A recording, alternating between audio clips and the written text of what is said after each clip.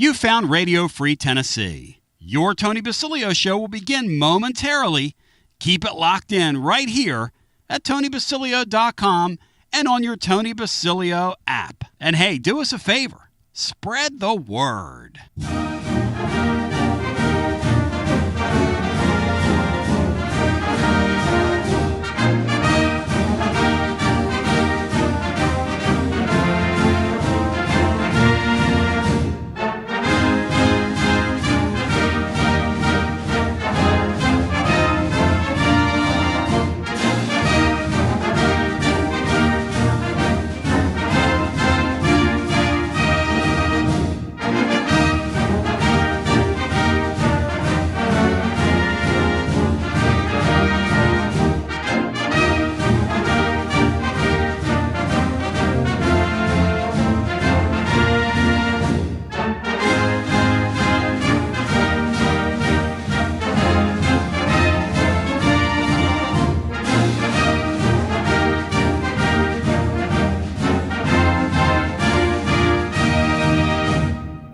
Another award-winning, thought-provoking, action-packed edition of the Tony Basilio Show is coming up next. Tips are always appreciated here at TonyBasilio.com, home of the Tony Basilio Show.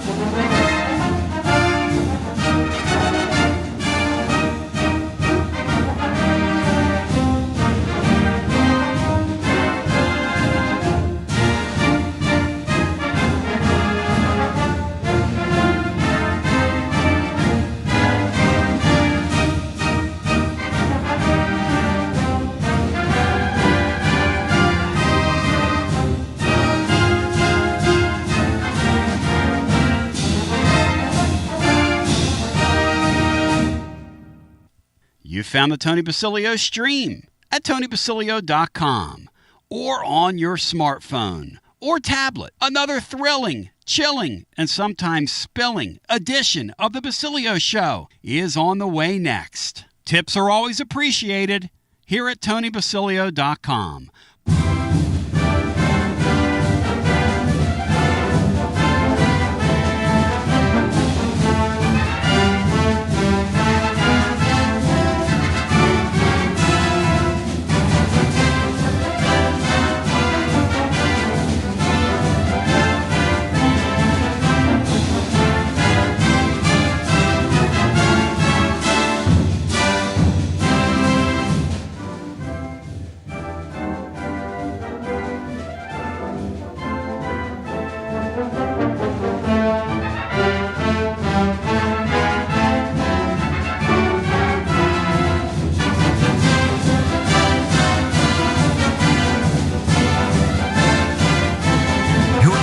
FM 105.7 and AM 1340, WKGN Knoxville and W289CU Knoxville, Fan Run Radio. Oh, it's absolutely outstanding. Kentucky's in town on Saturday. Hey, listen, I'll tell you what we are. We focused here. You say what you want to say about us, but we're going to laser focus on that deal now. Because that Kentucky bunch, I'll tell you what Tennessee's not going to do. They're not going to let them up, or are they? You know how crazy this series has been? Like, we win up there, they win here. What we see in college hoops, what's real, what isn't. Houston, we got a little problem. We got us a little problem here, Houston. Now, some of you are pony players. With your pony pal Pokey, too. That's Gumby, by the way. But some of you are pony players. And my pony players know that night in and night out in college hoops, man, there are some weird things that we see, okay? And sometimes you wonder, what's real, what's not. By the way, those of you watching our presentation today, I got my sun lamp on in here. I've been having like my January moods, and so I'm trying to help myself. I'm trying to help me, help you, help us, help we, and we'll see how that goes. But that's why my lighting looks funny. Um, I I sit here today, and sometimes I just wonder. Like last night, I'm watching that game, and I'm going, okay. And I'm not saying the LSU game last night was fixed. But what I am saying is, I'm watching that ball game last night, and I'm going, you can't let this guy catch this ball here, right? I mean, you've blown an 18-point lead. Our local boy is coaching. Our local boy is coaching LSU. It's a good story, McMahon, and they had a booster step up and give them a bunch of money, and this, that, and the other. And they got a $3 million player right now that's sitting the bench because his father won't let him play because he has a hangnail, and 'tis the season to be the season, and that's the era of college sports we're living in. Got the program, been there, done that. Hey, how about this? How about this? We have a lot to talk about today, by the way. Breaking news out of the city of brotherly love. It just broke in the last hour. You'll be hearing all about this as we go today. But I want you to ask yourself something, okay? It's kind of like, I always say, why is it the Latin kids that always get caught in the banned for 75 games, banned for 100 games? Baseball. If you watch it, it's the Latin guys get busted a whole bunch, the Latin American guys. Whatever. This breaking news today, this is David Purdom reporting for ESPN. I'll read. You follow along. Larry Vaught going to join here in a little bit. Kentucky wiggled off. Kentucky.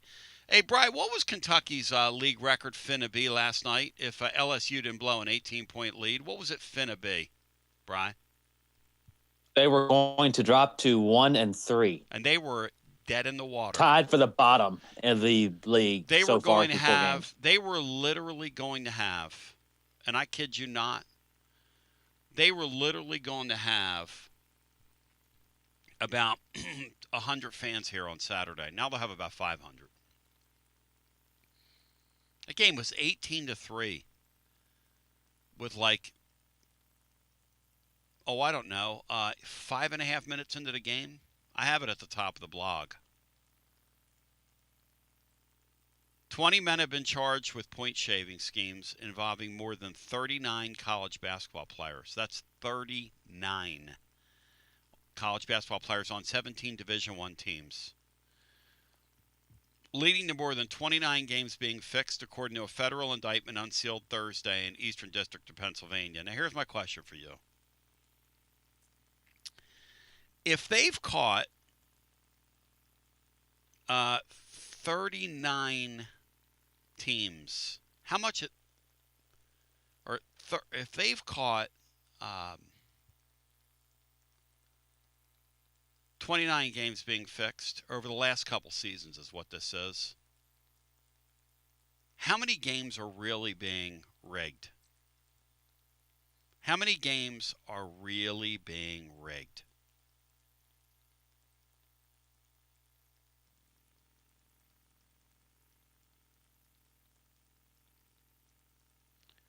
"15 defendants played college basketball during 23-24 and or 24-25, according to the indictment. Two of the players indicted, Hunter and Short, I can't pronounce their last names. They got very difficult to pronounce. Sedaquavius and Didaquavian. I don't know. They were sanctioned in November by the NCAA for fixing Nolan's games. We knew about that. 4 of the players charged: Simeon Cottle, Carlos Hart, Camion Shell, Omar Kodesiri, some European name I can't pronounce, have played for their current teams in the past week. So these are guys on the floor right now. Schools named in the indictment. This is where it's fun. This has always been my contention down through the years, if you listen to me. My belief is there are so many college basketball games on a night in, night out basis that it's impossible to track this stuff. Think about this. If you have 330 Division I teams and you're taking action on those games, and most games there's action on, if you go to any sports book and look, how can you possibly watch all that stuff? Well, legalized sports gambling, believe it or not, is both a blessing and a curse. The reason it's a blessing is I can catch you. Because I can catch irregularities. Versus the old days where I got to bet with a bookie and then I follow line movement and I can still kind of catch you. But these days, I can track who placed the bet. I can track where that's coming from. I can track who's in on what. The state of Tennessee doesn't allow prop betting on colleges. I think some states do. I don't think that's a good idea. Here are the schools named in this deal. Abilene Christian. Brian, can you name me Abilene Christian's mascot? No, but they wear purple and they beat Texas in the first round about 5 years ago. Let's freaking go. Alabama State, Brian, who are they? Are they the Hornets? I don't know. Are you? The Buffalo, Coppin State, Brian. Who are the Coppin States? I remember when Fang Mitchell was there and they beat Coppin State's in B.J. Mackey's team. They're in Baltimore area. Maryland? That's right. Okay, Maryland. I don't know their mascot, but they're in Maryland. I knew that. What's left of the DePaul Blue Demons have been named in this thing, as if they needed anything else to happen up there in Chicago. Eastern Michigan, Fordham, Kennesaw State, my LaSalle Explorers. I own a LaSalle shirt. New Orleans, your Privateers. Nickel State, a couple of Louisiana schools. North Carolina A&T, who I believe, Brian, is that a historically black college, an HBCU?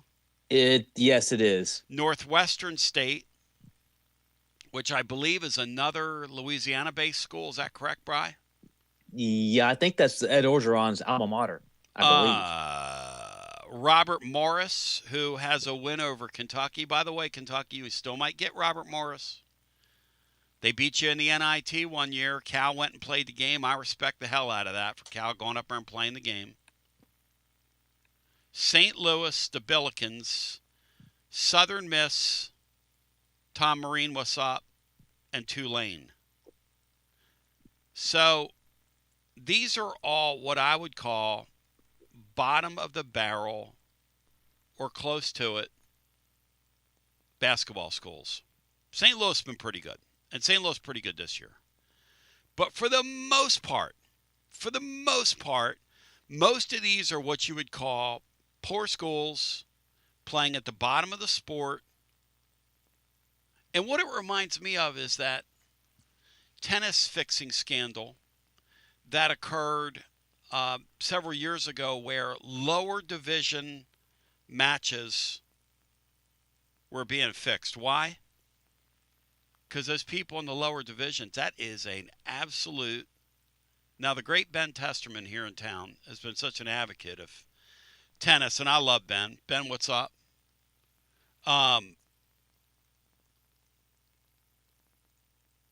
Those lower divisions, man, it's a slog out there. It's a slog out there playing. You want to go out and bet on yourself, make a little extra money, go for it. You want to go out there and bet against yourself and make a little extra spending money, go for it. The problem and the curse with the age we live in is the good thing is I can catch you. I catch irregularities now. That's how that Bohannon guy at Alabama got caught. You know, it wasn't his first bet, but it was the next one.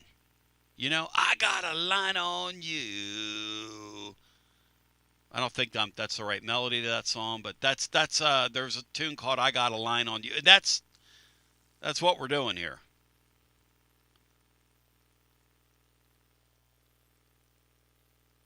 How many games, and I've often wondered this aloud down through the years, how many games night in and night out in college hoops, especially when the lower division kids, you know what they see? They see Nate Ament making $4 million, and they're going, hey, man, I'm putting in the same time they are. They're just at Tennessee, Vanderbilt, South Carolina. You know what's crazy? Because I'm a Temple basketball fan. There was a kid that left Temple, who went down to Virginia Tech. I say down, but down from him, down for his purposes. Went to Virginia Tech to play for Mike Young. I don't think Virginia Tech let the kid play last year. He's not named in this, which is really strange. The other thing, and then Larry Vaught's going to join us, because then we're going to preview this Kentucky deal. We'll talk about the quarterback situation. We'll talk about all this stuff. We have a lot of stuff to get into.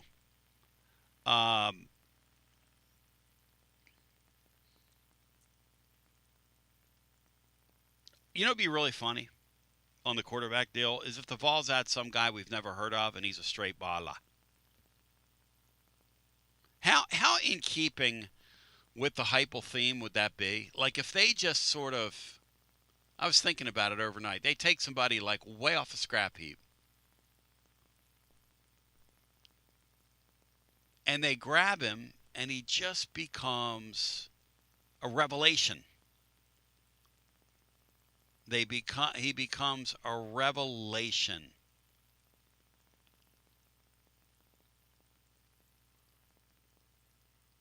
The funny thing about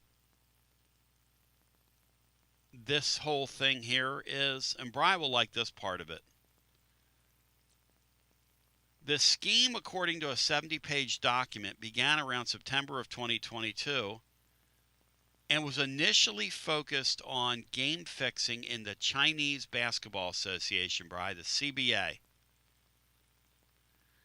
The group later targeted college basketball games, offering bribes to college players ranging from 10 to 30 grand to compromise games for betting purposes, according to the indictment. Again, I see Nate Ament making $4 million. I see this guy getting $1 million. I see that guy getting 100. Maybe somebody that played in my league, they go up a level and they get a couple $100,000, whatever it is. I want mine. I completely get that. Now, I'm not going to fix a game. I'm not getting involved in that. I don't want to go to jail. But I kind of get it. And look, I was born in 1966. I grew up watching the NBA when you kids wouldn't recognize it. In the 70s, it was a broke league. It was a drugged-out league. There was the ABA and the NBA dragging each other into whatever they were dragging each other into, and it was a total mess, professional basketball. But I used to, even as a kid, I would wonder night in and night out, what's stopping these guys from fixing these games? And the answer really is, if you're pretty good at it and you're pretty careful with it, you can shave a point or two here or there. Who's going to know? I mean, Brian, did that look real last night when LSU let that kid catch that ball, turn and shoot, and score? I'm not saying it was fixed, but I'm saying, how could you tell that?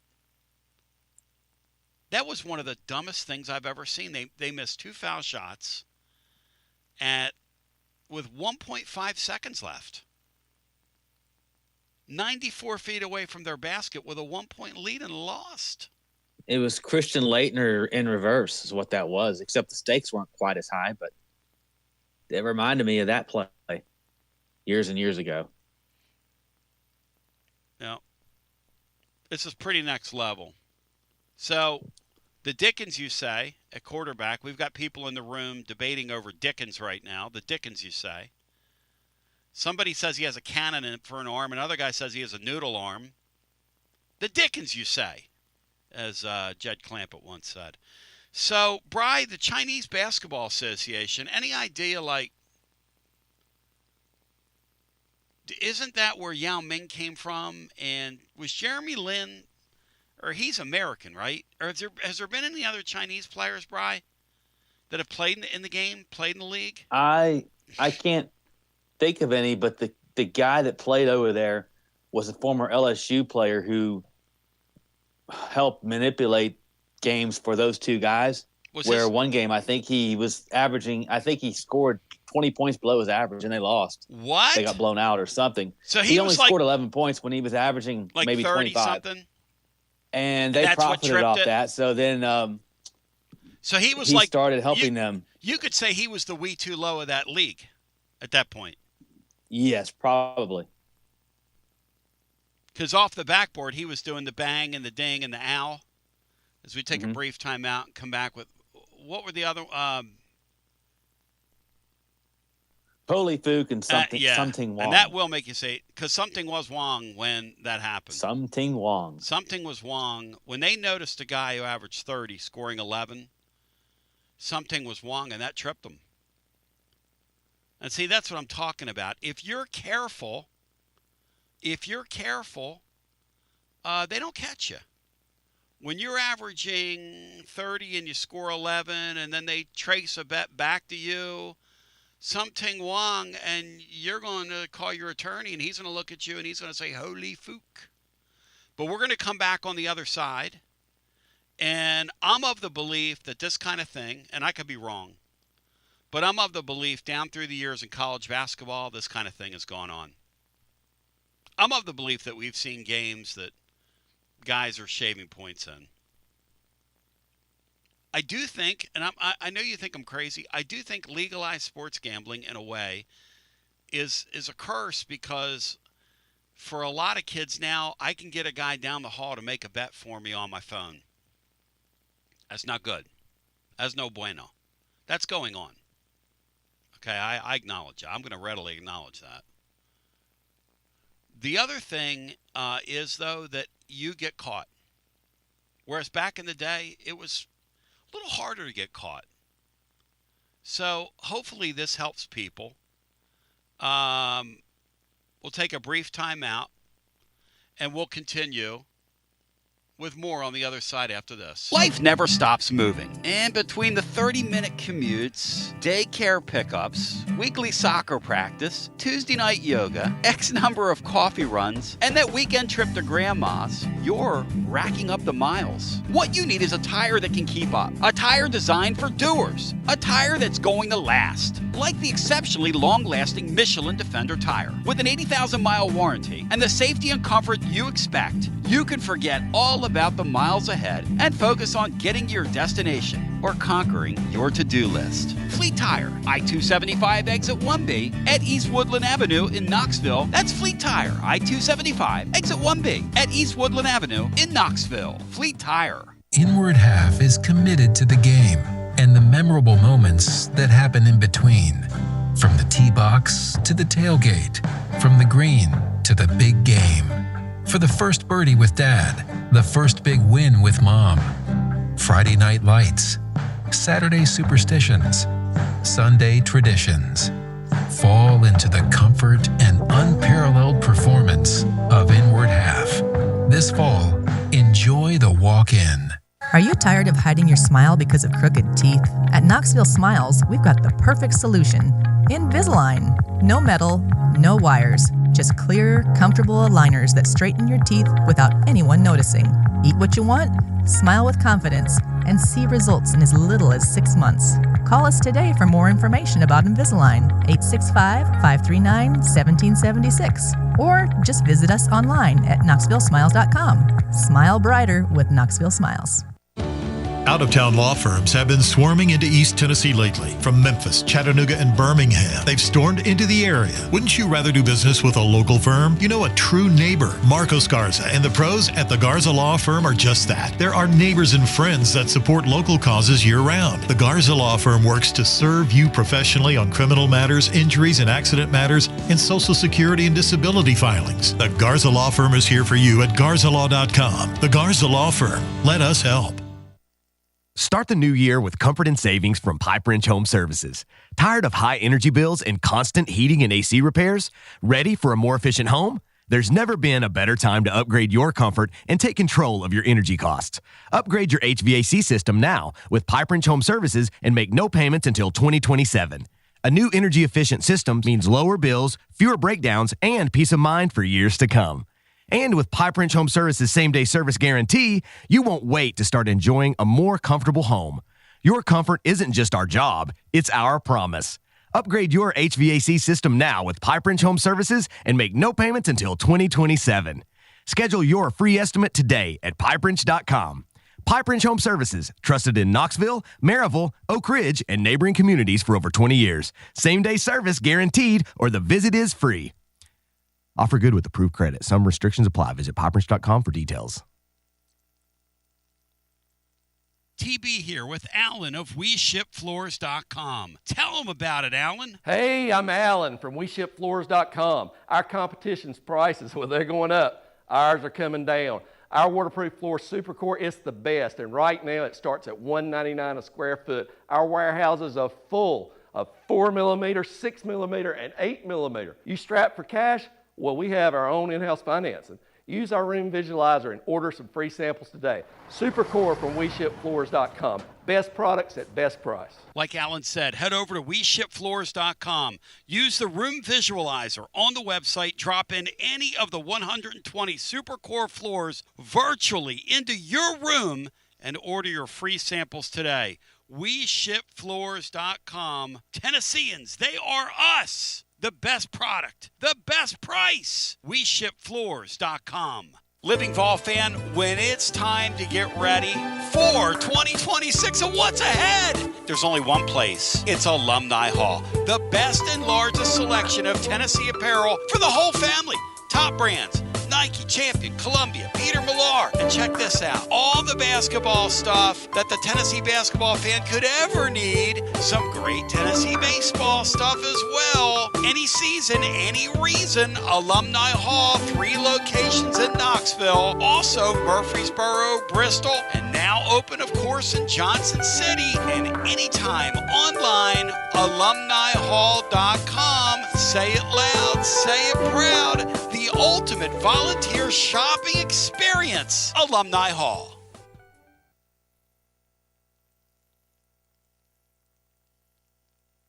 I got to hand it to LSU because Larry Vaught's going to join us, and I love Larry. He breaks it down scientifically for us and moves right to left across your device. But, you know, the truth is that college basketball, depending on your perspective, can be either really fun to watch, really maddening, maybe all the above, silly and goofy, precise and great, world-class athletes on display, or some really silly stuff going on. Last night's Kentucky-LSU game had it all. Now, I got to tell you, the first 6 or 7 minutes of that basketball game when Kentucky was down 18-3, Larry Vaught, you of Vaught's Views, and I welcome you back, my friend. So great to talk with you. You and I were just talking off the air about the gambling scandal, which is why we had a few seconds of dead air. But, Larry, that game last night, I mean, Kentucky looked, and they were 1-2 coming into that game. They played with a sense of urgency in that first half like they had not slept in 3 days.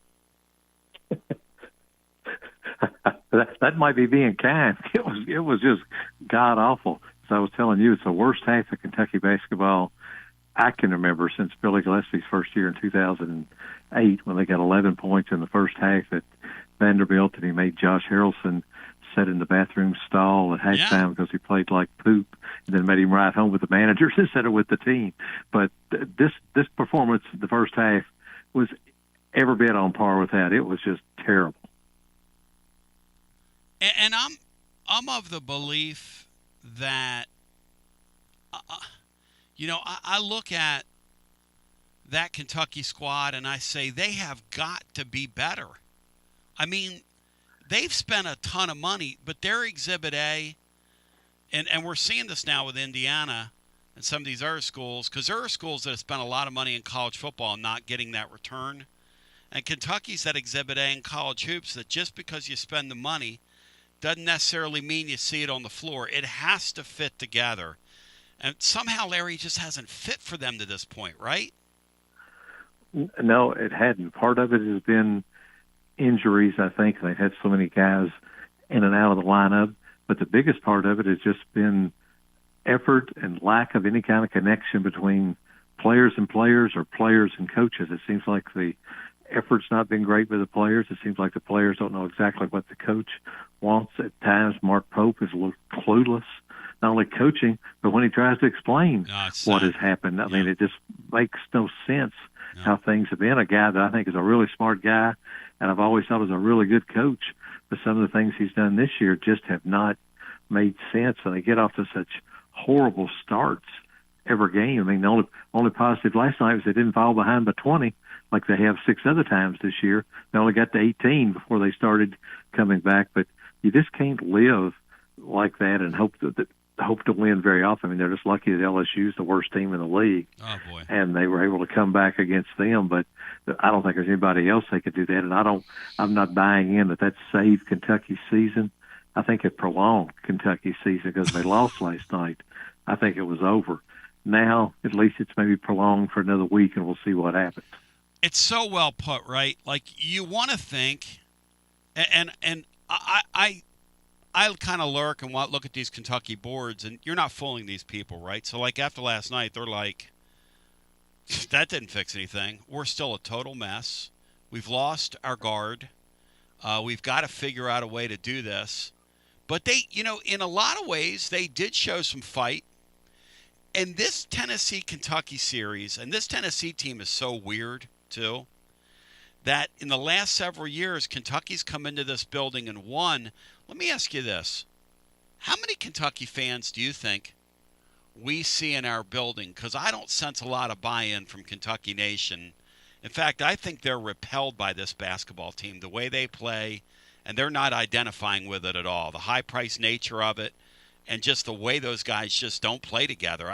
I sense Kentucky fans are repelled by this team, repulsed by this team, if I may.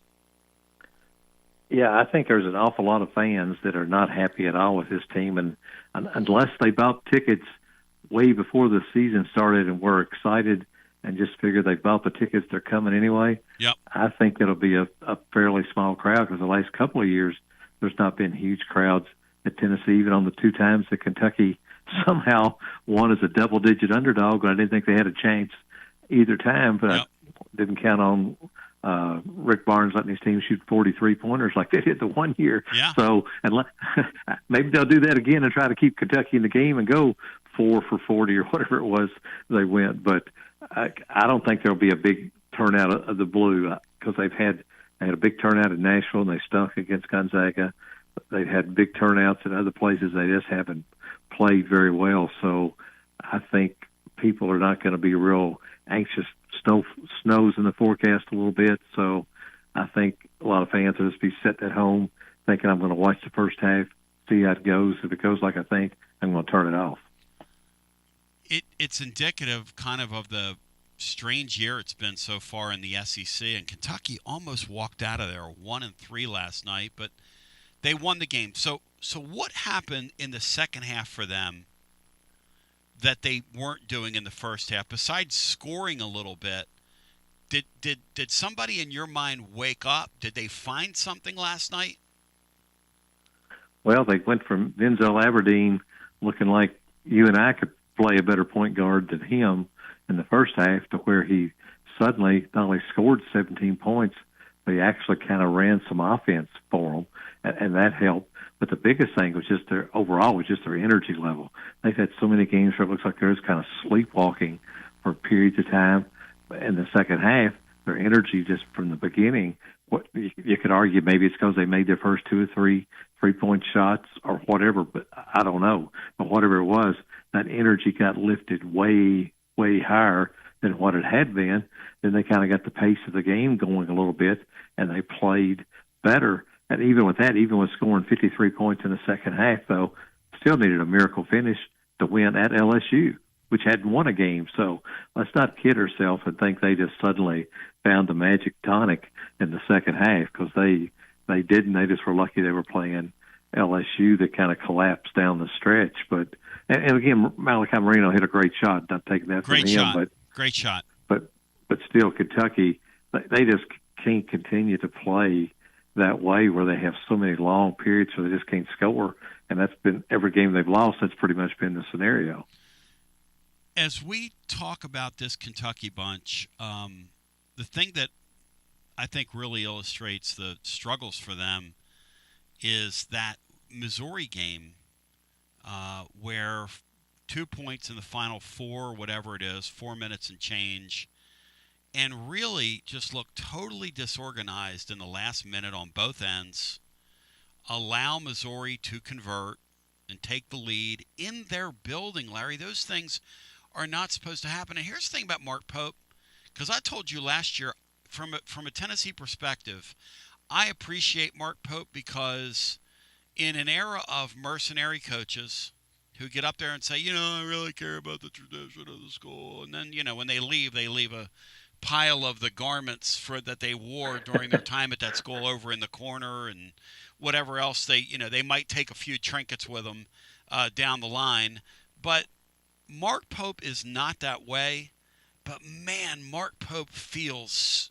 Why does he feel so in over his head this year? It's after last season. It's so strange.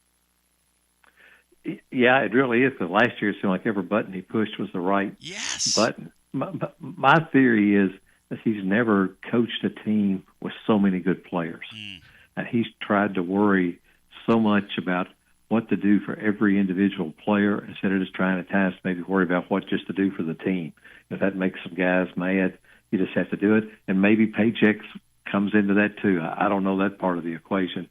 But I know in the summer when I did an interview with Mark, and I asked him, I said, hey, how are you going to handle having so many guys that all think they're going to play? I said, there's not 5 guys that signed up to sit at the end of the bench for you. They think they're all going to play. And I said, I know your 96 team, Rick Pitino, handled that well, but that doesn't always work. And he said, it'll be fine. It all figures itself out. Everybody's here for this and that. And I'm thinking, no. That's not going to work. These guys, they all want to be the guy that starts and plays 30 minutes, then let that other guy be the one that plays 6. So I just think they've had chemistry and disconnect issues with Mark because of that, because of what they thought they were going to be doing with a lot of them hadn't been what they have been doing.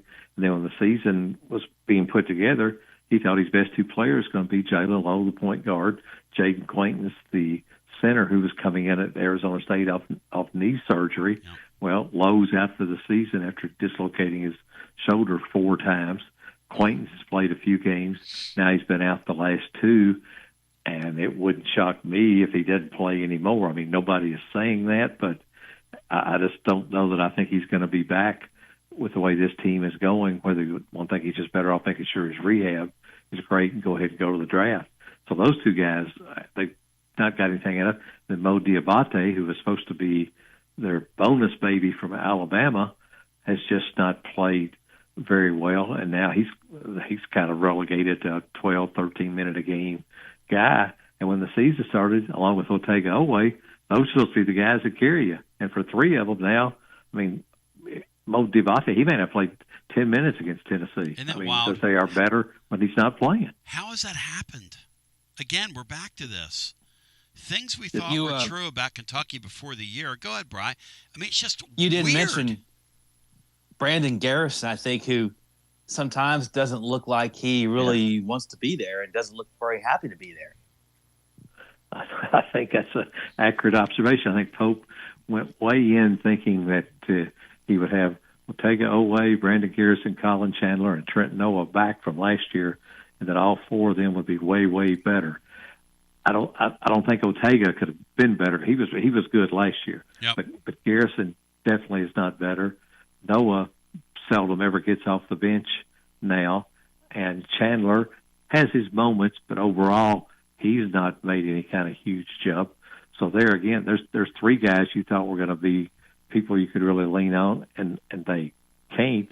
And I think some of their high-priced free agents, yep. you see why other schools weren't willing to empty the bank to keep them. Yeah, they were good pieces for what they were on some teams last year, but they weren't prominent pieces on those teams, and maybe they just aren't quite ready for that role, and that's what it's looked like at Kentucky. Hey, Larry, you want a great number that C gave me last night, who's one of our guys that helps us here, and he's a real numbers guy, and this one floored me last night. And, Brian, I don't know if you were cognizant of this, but here we go.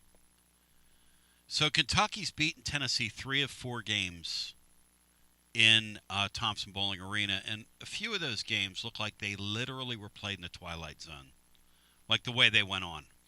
And then Tennessee was gone up there and beaten them, with semi-regularity as well. And a couple of those games literally were out of nowhere, okay? So what a weird series we have. What's even stranger is that in that time period, do you know how many Southeastern Conference Tennessee basketball games, since that stat's a thing, 3 of the last 4 years, home games the Vols have lost? Brian, care to guess how many home games Tennessee has lost during that time period since that little quirk of fate became a thing? Guess maybe 2. 2. They've lost 2 other home games, and Kentucky's beaten them 3 times in 4 years. They're the only team. They're like kryptonite. I don't know.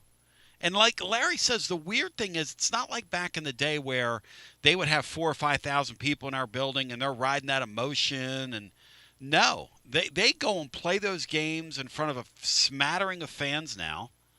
And it doesn't matter. And it's just so strange. Is that going to happen Saturday, Larry? Why do I get the feeling that that's going to happen Saturday? And is there a danger of that happening Saturday again? Well, I keep saying no to you that I'm shocked on Saturday, and then Kentucky or whatever day, and the Kentucky fans let me know, because 2 of those 3 games, I know Kentucky's been at least an 11-point underdog when they. In one year, I think they were 14-point underdog when they came and won, and they were not healthy in either of those years when they won as double-digit underdogs.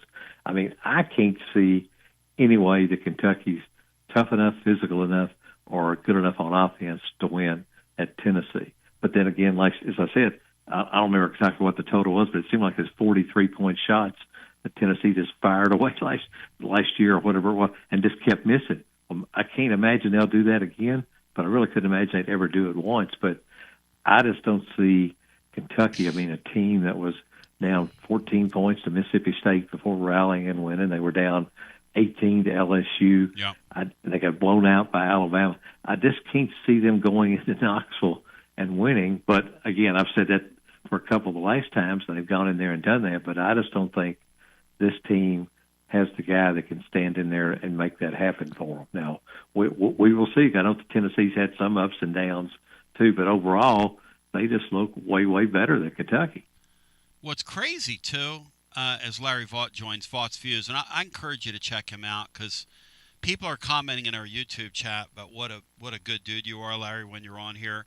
His approach to sport is such a fun one. He celebrates sport. He celebrates multiple athletes up there at Kentucky. He does it with a sense of humor. He's not afraid to call balls and strikes on his own. He's not a big tribalism guy and hates the other fan bases, which, I'm just a guy who tries to celebrate what we're doing here. It's why Larry and I have always sort of gotten along down through the years. But I got people in our YouTube channel, Larry. It's very funny. Let's see, there's 250 people in here right now live, which is a pretty good number on YouTube, and several other thousand folks listening to us around the way in various forms. But, Larry, they're in here going, we're going to get run. We're going to get rolled over. We're going to get beat. You know the script. You're over here saying, Tony, I know this thing has been whack, as as they once said in the hood back in the day. I know this thing has been a whack series, and it's been way off the rails. But hold the phone. This Kentucky team is not going to do this Saturday. That's kind of your take. First of all, they've lost their point guard. They lost their other second option that you were talking about, the transfer from Arizona. The kids that are left don't look tremendously invested. But then again, Larry, they came from 18 down last night. I'll give LSU credit, though, because they didn't defend at all in the second half. I don't know what they were doing. I don't know what they were trying to do. Larry, did they defend at all, LSU? I mean, when you were watching that last night, were you like, are they going to appear on the investigation list? I mean, what are they doing here? Yeah, because I'm thinking I don't see any great halftime adjustments that Kentucky made other than just LSU's not defending near as hard and they're letting them just take open shots that they weren't letting them take in the first half. So, yeah, I don't know what they did either. It's just like they thought, I guess, the game was over and they were just going to kind of coast in. Yeah. And all because it was just a remarkable turnaround. But and talking about Saturday's game, yeah, I just don't see any way it could happen. But I will tell you this, Tony, the only thing that would maybe give me a little bit of hope on the Kentucky side is no way did I see somebody that had started at left tackle for Tennessee 2 years in a row leaving to sign with Kentucky that's won 9 games in 2 years. Yeah, he's a smart You don't think he's out for the money, do you? Speaking of that football recruiting, Larry, I'm glad you brought that up because this transfer portal is really starting to urinate me off. But I think it's urinating off everybody in the SEC unless you're at Texas or Texas A&M. Maybe Texas Tech as well if you want to throw them in there, and Indiana. Everybody else is every other fan base is like scratching their head going, what in the world's going on? Why did Kentucky throw away that Boley kid and just let him go when he's a local kid, and they went for that shiny object from Arizona State, who I did want the Vols to sign? I'm glad that he ended up at LSU. I didn't want that kid. First of all, I don't like that kid's attitude and all the stuff that comes with it. Secondly, he's borderline damaged goods. That Boley kid was such a great story at the end of the year. He's going to play really well at Arizona State. Why did Kentucky kind of bungle that, Larry, or didn't they bungle it? Is there something I'm missing? Well, let me start off saying that I'm a little biased because I know the Boley family really well and known them since I want the backstory. He was in third grade, okay, I guess. So, good. Yeah, I think they bungled it very poorly. I mean, stop and consider that Will Stein recruited Boley as hard as he could when he was the offense coordinator at Oregon, and Boley was playing high school football in Louisville. Joe Sloan, the new offensive coordinator at LSU, recruited Boley as hard as he could when he was at LSU. When Will Stein gets the job, first call he makes, supposedly, but at least that's what first call he makes is to Boley and his family say, "Hey, man, I'm so glad to be coming. Can't wait to work with you. You're the guy, this and that. Everything's going to be great." And then just suddenly, when he gets here, the offer they make to Boley, and again, he wasn't chasing money, but the offer they made seemed kind of low. And then all of a sudden, Boley's agent started getting calls from other people saying, "Hey, if you come here, here's what you're going to get." The next thing you know, Boley's got about 20 offers from other schools. Every one not only higher than Kentucky, but most of them substantially higher than what he was going to make if he stayed at Kentucky. So the message from Kentucky was, yeah, we'd like you to stay, but we're going to go get somebody, so you'll have to just compete, which translation means we're going to go get a starter, and you'll be back as a backup. That's right. That's right. Arizona State comes in, and I won't give away the details of that contract, but my gosh, I mean, he's so much better off at Arizona State where he doesn't have to face SEC defenses every week, and the compensation he's getting. I mean, he would have been Dutch to have turned down. But I'm like you. Will Stein better hope the Minchie from Notre Dame hits, because if he flops like Brock Vandegrift did when he came from Georgia to Kentucky, Stein may not be around here a long time. Well, and Heupel kind of did the same thing. Tennessee could have gone out and could have addressed their quarterback needs if they would have done it in a sane way. But they fell in love with the kid from Arizona. They had two guys they really loved, the kid from Arizona State and the kid from Cincinnati, who was going to go to Texas Tech or LSU the whole time because those guys are setting the market and it is what it is. Yeah. Why in the world do these programs not understand that unless Kentucky was going to step up there and pay that kid $8 million a year, he was not going to play quarterback there. So let me lock Boley up. And we'll go worry about our other needs. And Tennessee's caught now. Tennessee doesn't have a quarterback. They're scrambling. They're talking about going into the 1AA ranks. Here's the thing, Larry, the thing that's crazy about that sport. Just because you go into the 1AA or D2 ranks doesn't mean a guy can't play. So, there is a thing as dumb lucky. You can get kind of dumb lucky. The guy at Indiana has gotten very lucky with a lot of guys, quite frankly. Yeah. But he's on a run. He's on a heater. He's probably going to win the national championship. Kentucky doing that with Boley. So essentially, to the fan listening, the uninitiated, and you can speak to this, Arizona State did not want that quarterback back. They did not. They were sick of him. They were sick of his antics. And it looked like Kentucky was going to trade them quarterbacks. And I guarantee at Arizona State they were going, we're glad we got this Boley kid, and we're glad we're rid of this headache. And that's what and then the kid has become a headache to not only Kentucky, but also to Tennessee, because Tennessee could have had this Pribula, whatever his name is, who's now at Virginia, and I don't know how good he is, but at least he's a body. And it's just weird that these football coaches, man, are making fools of themselves.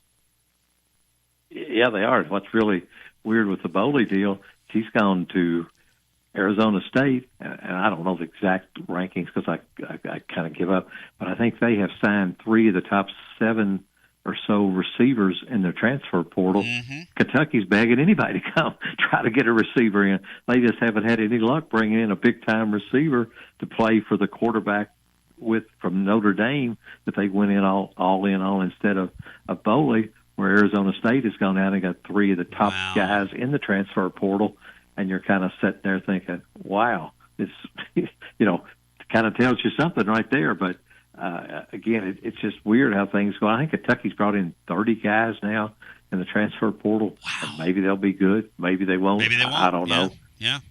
The transfer portal. My feeling is, Tony, if they're leaving somewhere and somewhere didn't want them, there's probably a reason. That, again, because Kentucky can spin it that they stole Tennessee's starting offensive tackle on the blind side. The kid was going to lose that job. Here's the real story. The kid was going to lose that job, and he wanted more money. And Tennessee was already way overpaying him as it was for his production. And look, you know me, Larry. If they stole a player, I'd say, hey, man, they stole Tennessee's tackle. Yeah. But that's truer words have never been spoken. You wait till you get a load of this guy. He looks great, man, till he gets out there and he gets a quarterback killed. But he looks like he looks good. I mean, he looks good on paper and he looks good. And he was a 5-star out of high school. And I'm not saying he's not a talented guy, but that is true, man. A lot of times when you're playing around in the portal, you better damn know what you're doing. It's kind of like Kentucky hoops this year and Tennessee hoops this year, because I'm afraid both of us are covering college basketball teams this year that the parts don't fit like they have in years past, Larry. And that's a tough thing, man, in this portal world for both these sports. Yeah, and I'm afraid we're going to see a lot of that going forward. And some guys, like say the Indiana football, some years you hit it, and it's going to be really good. Or maybe like Vanderbilt basketball this year, it's going to be a lot of years. There's going to be a lot of misses in there, and Kentucky just has parts that don't fit very well, and always don't play very hard together, which is kind of mind-boggling up here at Kentucky. But again, I think that's just kind of the sign of the times too. Hey, Larry, on the way out, what happens? Give it to me. Call the shot here. Saturday, the world will be watching Saturday afternoon. And we'll be on with our Garza Law Tennessee basketball. What do we call that thing, Bri? It's not our 5th quarter. It's our basketball overtime. There you go. It's all running together for me, but it's all coming back to me at the same time. Larry, tell me what happens here. Larry Vaught. Well, my guess is that Kentucky will fall behind early, because that's been a safe bet every game by a substantial margin, and that Tennessee won't let the off of them and quit playing defense and won't shoot 43-point shots, and Tennessee will win with a double-digit margin, which has been a pretty familiar case for what's happened to Kentucky basketball in the last year and a half. Larry Vaught, I love you. You're a gentleman and a scholar. Tell the living listener all the things you're involved with so they can support what you do, because you are one of the truly, truly good eggs out there, man. Well, I appreciate that.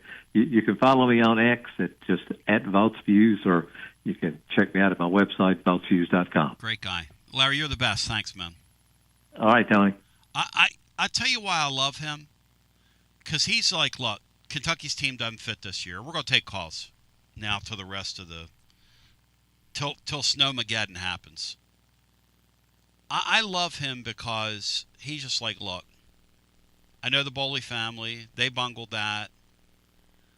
I don't know what it is with this Levitt guy. He's such a shiny object. And he was not.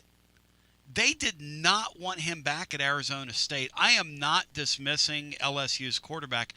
I'm not saying anything that I didn't write in that blog. See, that's the thing about what we do. I just try to call balls and strikes, right?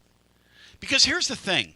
Last week, and I thought about this when I was working on that blog. If you go back and look at that blog from like last Monday or Tuesday, when this guy first appears on Tennessee's radar, I'm debating. You know, what if Tennessee gets this guy and I write what I just found out from people, and I got on the phone. You know, I'm not afraid to work. Like John Adams was telling me, he goes, you know, Tony, you say a lot of things about you, but you're not afraid to put your head down and go for it, which I think is true. They didn't want him back. He was driving that Dillingham guy nuts. They did not want him back. Now, he might go to LSU, be a good soldier, ball out, be an MVP in the league twice, win a Heisman Trophy. I have no idea. They didn't want him back. Brian, when you watch that Boley kid, who's a local kid from Kentucky at the end of the year, did you think they would treat him like that? Who proved that he could play at the end of the year? What a weird turn of events that is. I wonder if they had won one of their last two games, made a bowl game, maybe gone 6-6. Yeah. Maybe Stoops and Boley are back. You know what, possibly. Bri? Hey, Bri, what if Tennessee would have beaten Vanderbilt? Will we have made that change at defense? Probably not. Yeah. It's such a strange covering these sports. It's so fluid. It's so bizarre. There's so much money involved in it for some reason. And all those years they told us we wouldn't have the money to pay these kids because it's so expensive. And that money has always been there. It's always been there. And then we've got this Kentucky game. The thing about these sports is when the balls tip off, when the ball's kicked off in football, there's just nothing like it. When Tennessee and Kentucky play Saturday, it's going to be beautiful. It's going to be fun. It's going to be great. We're going to celebrate that rivalry here and laugh about a win. We're going to enjoy ourselves Saturday while we're watching a little NFL football. That game tips at what time, Bri? Afternoon, right? Early noon? It's a noon start. Noon tip. So we'll be on about after whichever official it is gets done marring the game. We'll be on about 2:45 with Garza Law, Tennessee basketball overtime. As soon as the game's over, I just don't get. And I get the concept of a 2 at 10 and a 10 at 2, but I don't get what's so great about this Levitt guy. I must have missed something. Again, I'm not saying something that I didn't write when it looked like Tennessee had a really good, a chance at him, a puncher's chance anyway. They must have thought they had a great shot at him. The way they let Perbula, who I don't get him either. I don't get being involved with him. So maybe they didn't want him at all, and that was just window dressing. But they know they need a quarterback. They knew they needed a quarterback. And how they've arrived at this is beyond me now. The off-season theme is going to be, hey, George McIntyre always was our guy. When they have this press conference at the end of all this, these two guys are going to compete for the job, and this other guy they're going to bring, they're all going to compete. But the whole world knows that they were on the phone, fell in love with this guy from Arizona State that I just don't get. I just don't get that. And then they end up where they've ended up. So here's the thing. And this is the truth, okay? They might bring a guy in from 1AA and he lights it up. George McIntyre between now and next fall might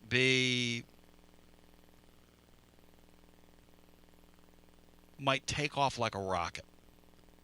This freshman might come in and be one of the more precocious freshmen we've seen and give you like Schaefer Ainge in 04.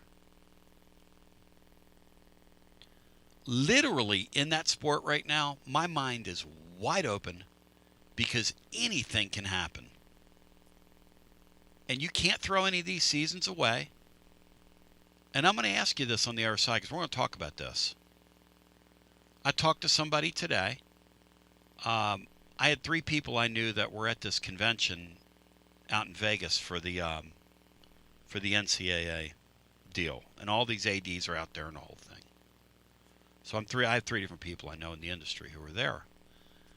And I talked to one of them last night and one today, and I'm just kind of trying to figure out, okay, what's going on. The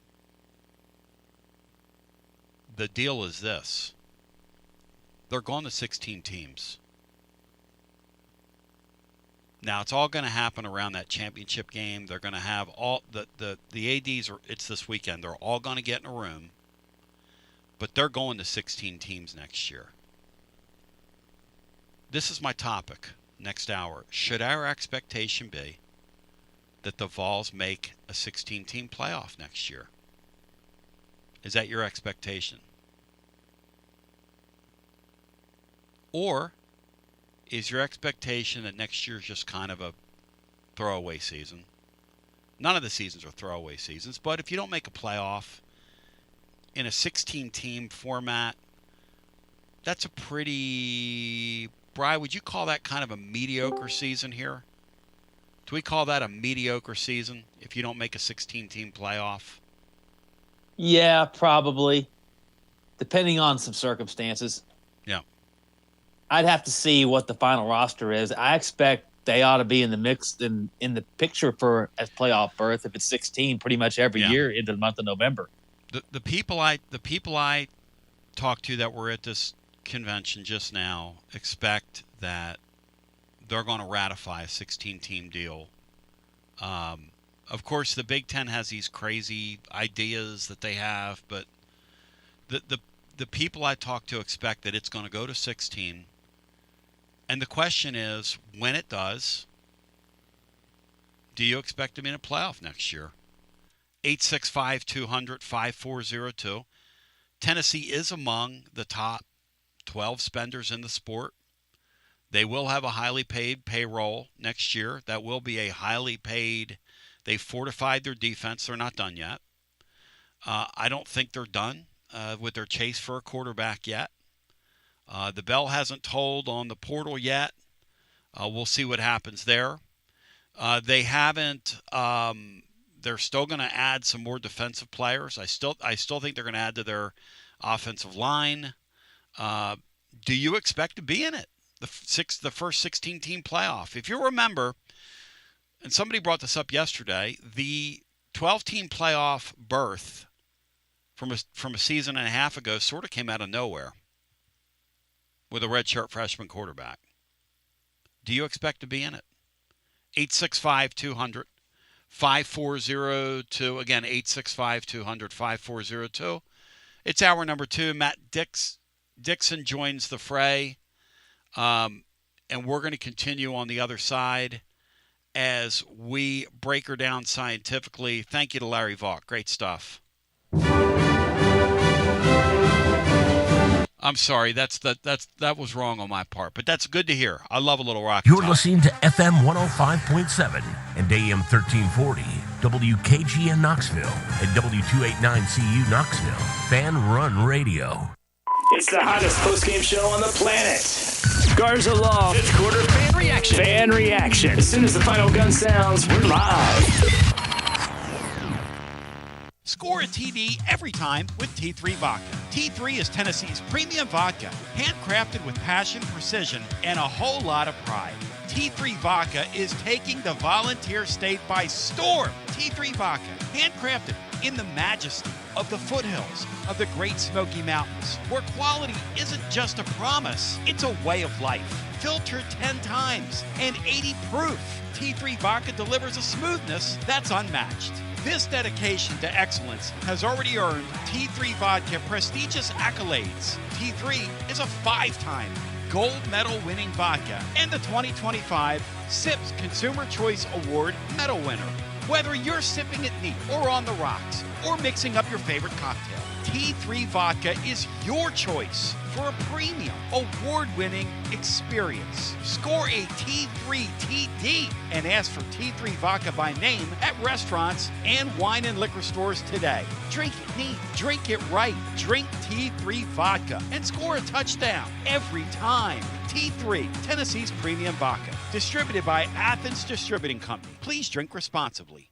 When it's time for a fresh coat of paint, run, don't walk to Walker's Painting. Interior and exterior, Walker's Painting's been making it beautiful since 1999 across the Knoxville area. New construction, repaints, commercial, residential, free estimates available. And get this, mention you heard Walker's Painting on the Basilio show, 10% off your first job. Let's go! Run, don't walk to Walker's Painting. 865-688-1410. That's 865-688-1410. Walker's Painting, making it beautiful since 1999. Check out the ad at the blog at tclub.team. Walker's Painting. Hi, I'm Jim Simpson, owner of Simpson Meats. When's the last time you grilled a really good burger or steak? One your friends still talk about. Our goal at Simpson Meats is to make that happen every time you have a cookout. All of our cuts of meats, steaks, burgers, briskets, and pork are always fresh, flavorful, and sustainably sourced. We are family owned, so we know the importance of knowing how and where your food is raised. We have been putting quality first since 1888. Visit our butcher shop off Lovell Road or online at simpsonmeats.com. Okay, so we really need uniforms and equipment for this season. Can I trust you with that? Cool, I'll just order them online. What? Yeah, I'm gonna hop online and I'm gonna get them ordered. Hold up, that's not a good idea. We shouldn't just spend money on some random online retailer, okay? I mean, it seems pretty convenient. Trust me, it's a terrible idea. Let me simplify this for you. SM Athletics. Okay, how do you pronounce it? SM Athletics? They're the go-to for uniforms and equipment, whether it's for universities, high schools, youth leagues, you name it. So why wouldn't you rather go with professionals who can guide us through the process, design the perfect uniforms, and deliver the best equipment? Yeah, I guess that makes sense. What's the name again? SM Athletics. Right. It's definitely smarter to go with a company that emphasizes customer service, fair pricing, and, of course, excellent products. Exactly. So, yeah, I guess it's settled then. For uniforms and equipment for all sports, it's SM Athletics. When a dangerous, overgrown, or storm-damaged tree is threatening your home, your car, or your family, don't risk it. Call ECR Total Landscapes, your local tree cutting experts. From precision tree removal and trimming to emergency storm cleanup, ECR Total Landscapes has the equipment and the experience to get the job done safely and efficiently. Call today to set up your free estimate, 865-384-2012, or just go online to ecrtotallandscapes.com. Basilio here for Budget Transmissions. TGMD, the great Matt Dixon, took his Ford Escape to budget, and like our gold bullet back in the day, it was a total mess. And now, Matt's back in the game. He's got a new transmission, axle, wheel bearing, both radiator hoses. hoses, engine mounts, coolant hoses. I mean, his Ford Escape was about to escape to the junkyard, but he didn't begrudge it. He took it to Budget, and now he's on his way back to Omaha. Budget Transmissions, over 30 years in business, conveniently located in Bearden. All extended service contracts are honored. A gold certified Repair Pal member. 865-584-4391. 865-584-4391. Budget Transmissions. Don't begrudge it. Take it to Budget. Josh Collins at Collins Insurance Agency. At Collins Insurance, we strive to ensure our customers receive better coverage along with bigger savings.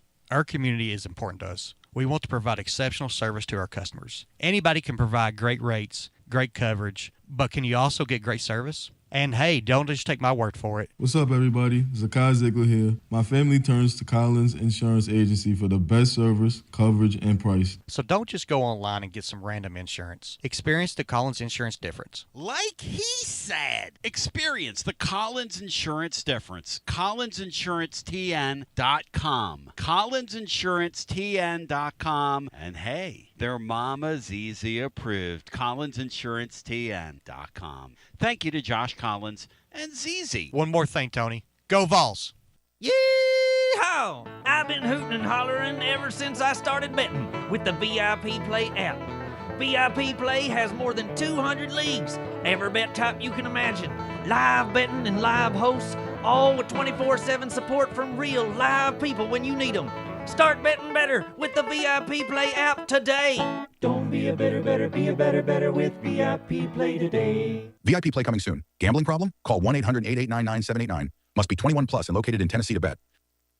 Hey there, Basilio crew. Jennifer Morris with Keller Williams Realty. The holiday season is here, and if your plans include unwrapping your new home, then take advantage of less competition and motivated sellers while others are out fighting over parking spots at the mall. Smart buyers are out snagging deals on great homes, and I'm ready to help. Give me a call, 865-694-5904, or reach out at nextmovesmokymountains.com. That's nextmovesmokymountains.com, and as always, go Vols! TB, back with you. People are saying in the YouTube chat that people on Sirius and people on Paul Feinbaum was saying he thinks he's going to stay at 12 next year. Listen, I'm not here to say. I don't pretend to know the answers. I'm telling you, I talked to people that are at that convention, and they believe it's going to go to 16. They believe they're going to meet this week, and that's what they're going to do. Some people are saying that the Big Ten's going to block it. Look, I know the Big Ten's Fatiti or whatever his name is. Petit, the guy's got some crazy ideas. I realize all that. But let's focus on this, okay? Because I started to wonder aloud about this yesterday, and I was telling Matt and Bry off the air, I was talking to Blake Topmeyer about this the other day. He doesn't think the league is going to be better next year. Speaking of 2026, he's looking at what the league's added, what's currently on rosters. And Matt Dixon, welcome in, man. Hope you're well on this Thursday. Yeah, doing all right. Good, babe. I don't know. There's a lot of coaching turnover in the league this year, so that's obviously going to affect it. You'll have a bunch of just unknowns, really. Yep. And I agree with. I don't know if you have that high end upside teams. Yep. Which we're missing this year, especially. I'm not sure you're going to have those next year either. Besides, can Texas be that? Obviously, you'll have Arch back, and they're buying a bunch of players. A&M was really good through 11 games, and then did their usual there at the end, as you like to point out. So. Georgia will probably be up there, but I don't know how many true title contenders you have as opposed to just playoff contenders. I do think there's a distinction there. Let's go through Tennessee's schedule because we got the time. And by the way, if you want to get in 865-200-5402, we're wide open for you. If you want to jump in here on this Thursday and talk about this, Tennessee opens with Furman. That's a win. We like our bye games. I like them bought. I like them at the top of the schedule, and I like to get them out of the way. which is one of my favorite things about this 9-game schedule now. You get them out of the way. That's our season opener this year is September 5. That's nice. Then a really pivotal game at Georgia Tech on September 12. Justice Haynes, started Alabama, went to Michigan, pretty good back, is going to transfer to Georgia Tech, going to go back home to Atlanta and play. Georgia Tech's going to have a kid who was on their campus this year. He's a sophomore or redshirt freshman quarterback, essentially. Matt, and here we are. It's early, but when you look at that game, is that a win or a loss for the Vols? It's kind of silly to ask this, but we just look at that game. Should be a win. Yeah. And Haynes King's gone. Yep. Buster Faulkner's in Gainesville now. Yep. Tennessee's, had a couple of these ACC games early season the last couple of years, and we tried to talk ourselves into it being competitive, but they've been blowouts, when the time comes. Now, I will say, of the ACC games, this is the most competently coached bunch we're going to see. Roster-wise, we really don't know what they are, but he's a hell of a coach. He's an alum there. They play a tough brand of football. They're not going to back down from you. They're going to do what they do, and they're going to do it well. And I got a lot of respect for him. But I agree with Matt. Kennesaw State on September 19. Is Jerry Mack still there, or did he leave? I believe he's still there. Yeah. I thought he was going to leave. I thought he was Georgia Tech and Kennesaw State are like not even 10 miles apart, barely. I thought he was going to get the I think it was Memphis he was in job play at one for. point. Yeah. And there was reports out there that, hey, Jerry Mack, and that's why this stuff's so hard to wade through. Okay. And they got the Southern Miss coach instead. So the Vols got a chance if they win that Georgia Tech game, and it's an if, that's a losable game. Because again, they're extremely well coached. They're going to do what they do. You're going to play in their little bandbox building.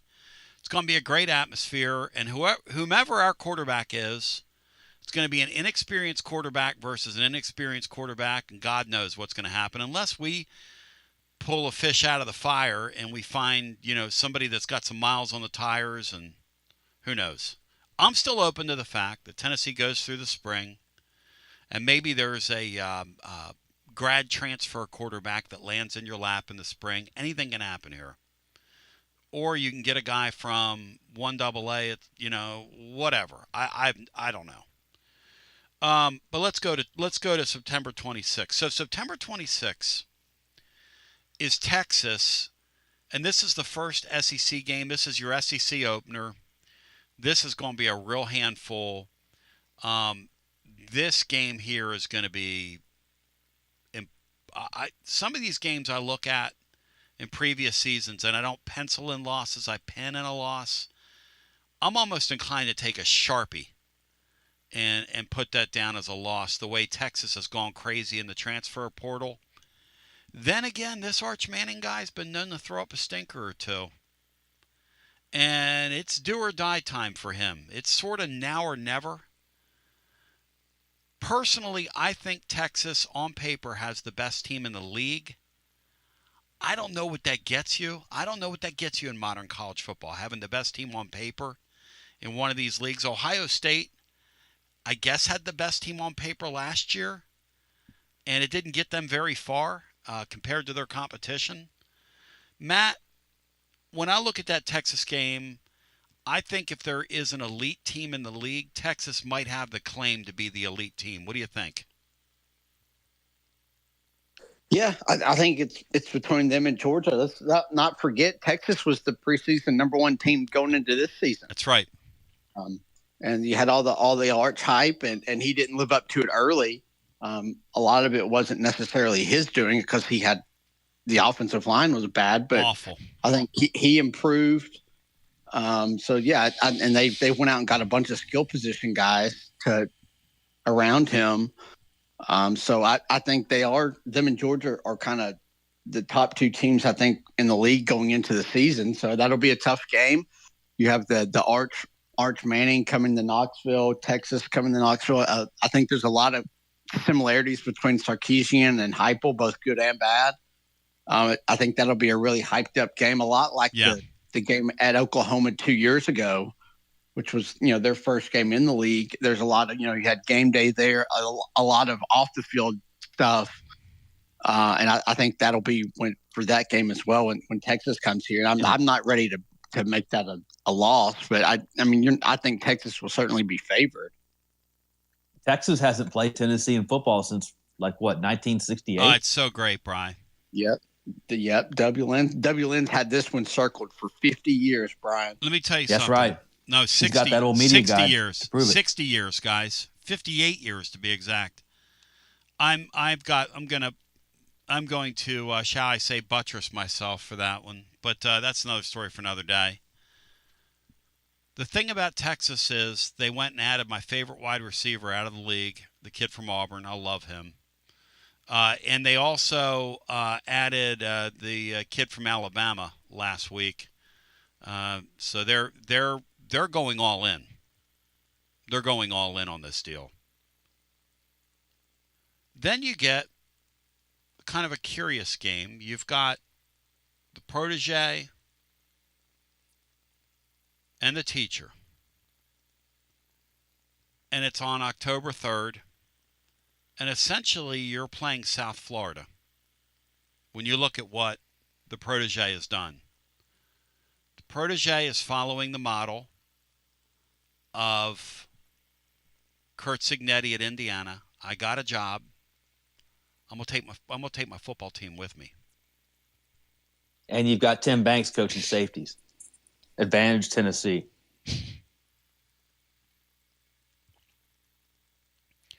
If Tennessee's going to have a representative football season, they've got to win that game. It will be one of my themes of the offseason. But just looking at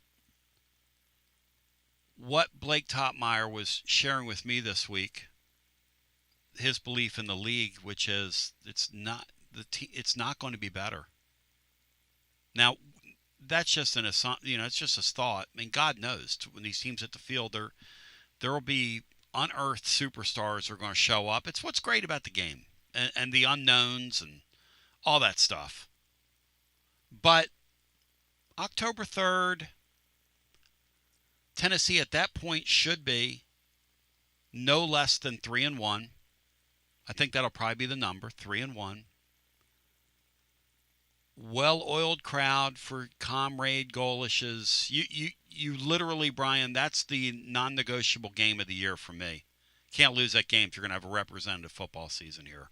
No, let alone qualify for a 16-team playoff if, in fact, we get a 16-team playoff. Yeah. It could be over if you lose back-to-back games. All right, and so on October 10, Matt, is Arkansas better? They hired the guy from Memphis. It doesn't feel like they've gotten a lot of traction out of the portal. It feels like he's taking a lot of his players with him to play in the Southeastern Conference. And by the way, Memphis couldn't defend Arkansas at the end of last year, and Arkansas couldn't defend Memphis when they played each other. That looked like LSU's defense in the second half last night against Kentucky. No offense to LSU. Do you find them better, Matt? Well, they went 2-10, and I think they ended the year on a 10-game losing streak. So it's hard for them to not be better, but they're not going to be better offensively. Mm-hmm.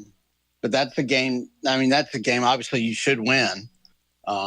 You mentioned Auburn and Arkansas. I mean, 4 of your 9 SEC opponents have first-year head coaches. So that should be an advantage to you, especially with these two games. Yep. To start with Auburn and Arkansas, those are games that you definitely should win. I'm of they're non-negotiable games.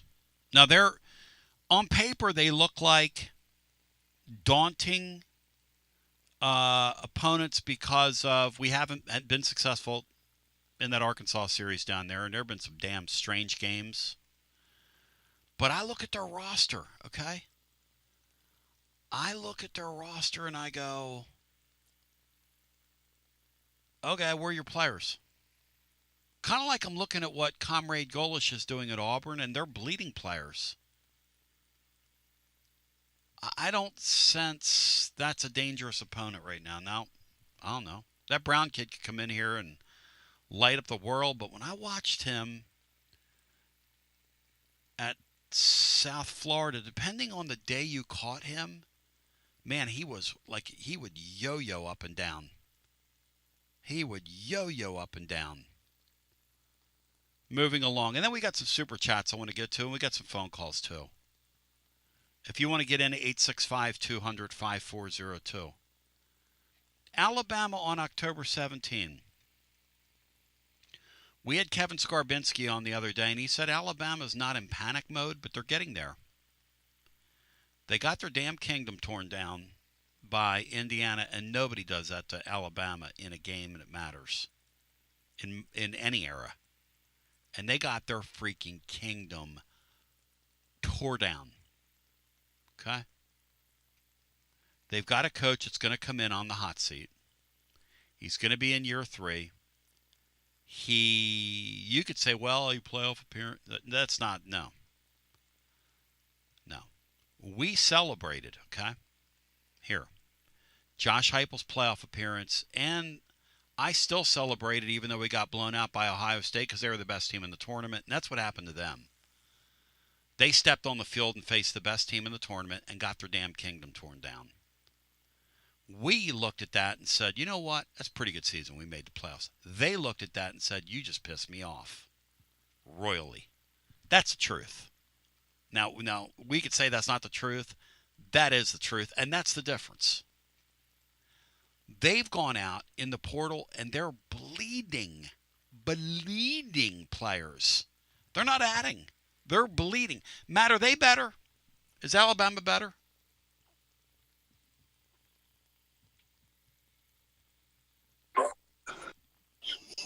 I mean, I don't know they got to get better on their offensive line and with the running game to have any chance of being a truly any kind of title contender. That's exactly right.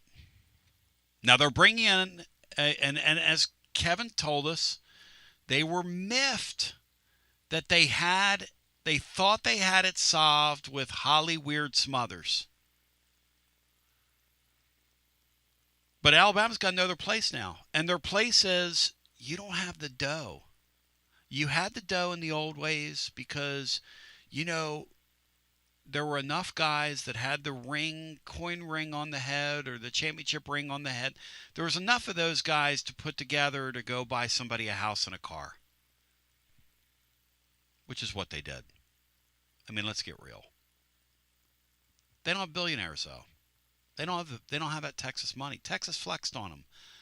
Guys, was it A&M or Texas that flexed on them? Who stole that player from them? Who stole the... I believe it was Texas. You talking about Smothers? Yeah. So, moving along, I don't think they're better. That's a win. I don't know if it's a win, Bri. I don't think they're better. I think we're talking about, is the SEC going to be better or worse next? They feel like they're not a better team on paper. Plus, they have a first-year quarterback. Somebody asked me yesterday, said, Tony, you say Tennessee's not tampering and blah, blah, blah. And listen, Ty Simpson wasn't welcome back there next year. They weren't going to take him back. They were ready to start a new era. It's truth. Moving along. And sometimes be careful what you wish for. Then the Vols, Matt, are at South Carolina. This is in your bailiwick. On October 24, I ask you, I'm not asking you what's going to happen in the game.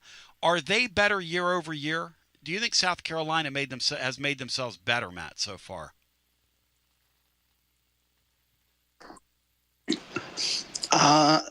They're probably about the same. I mean, they kept Lenore Sellers and Dylan Stewart, who are their two most talented players at key spots, but they probably overpaid for them. But no, they're not. They're probably about the same. They have so many holes just across both. I mean, their offensive line was maybe the worst in the league. They just don't have players. And that could be a problem, especially by the time you get to them, because October 24 is the point in the schedule when it's bend but don't break time for everybody, because at that point you're getting to the last third of your schedule and the kids are starting to look around. There was no Cocktober this year. No Cocktober. If you can get to November with just one loss, you're in the playoff discussion for 16, and you'll be in there through the month of November probably. Yeah, you need to when Bama comes here, you need to only have one loss. That's it. That's the trick. That's kind of the goal. Yep. Because 10-2 is kind of your goal, and it's semi-doable. I mean, I hate to say that. It's semi-doable because the problem is the check comes due in November, which is what Matt's alluding to. And here's the check. Kentucky on November 7 is here, and that's a win. Kentucky got played for a full. Arizona State gladly traded them that total headache of a quarterback and took Connor Boley off their hands. And Larry Vaught, in our last hour, Matt, said that Kentucky badly mismanaged that. The Stein guy called him up. We love you, we love you, we love you. Of course, he lied to him. Matt, I think the Boley kid was, for Kentucky's level of program, I think he's a perfectly fine quarterback for them. I don't understand what they were doing. I don't either, because he grew up a Kentucky fan. He probably had zero interest of leaving. Would probably given them some kind of discount, whatever that would be, because Kentucky's obviously willing to spend, at least in that position. So no, I that was really odd that Stein gets that job and kind of runs off Boley, who flashed more than enough, I thought, last year to have a chance. So yeah, that was an odd move by Stein. Of course, I think it was odd for him just to take that job, to be honest. Moving along. Yeah, the weirdest thing about the sport of football right now is Liam Cohen is a cause celeb in major college football right now, or in the NFL, and he was a coordinator at Kentucky a short while ago. I mean, it's the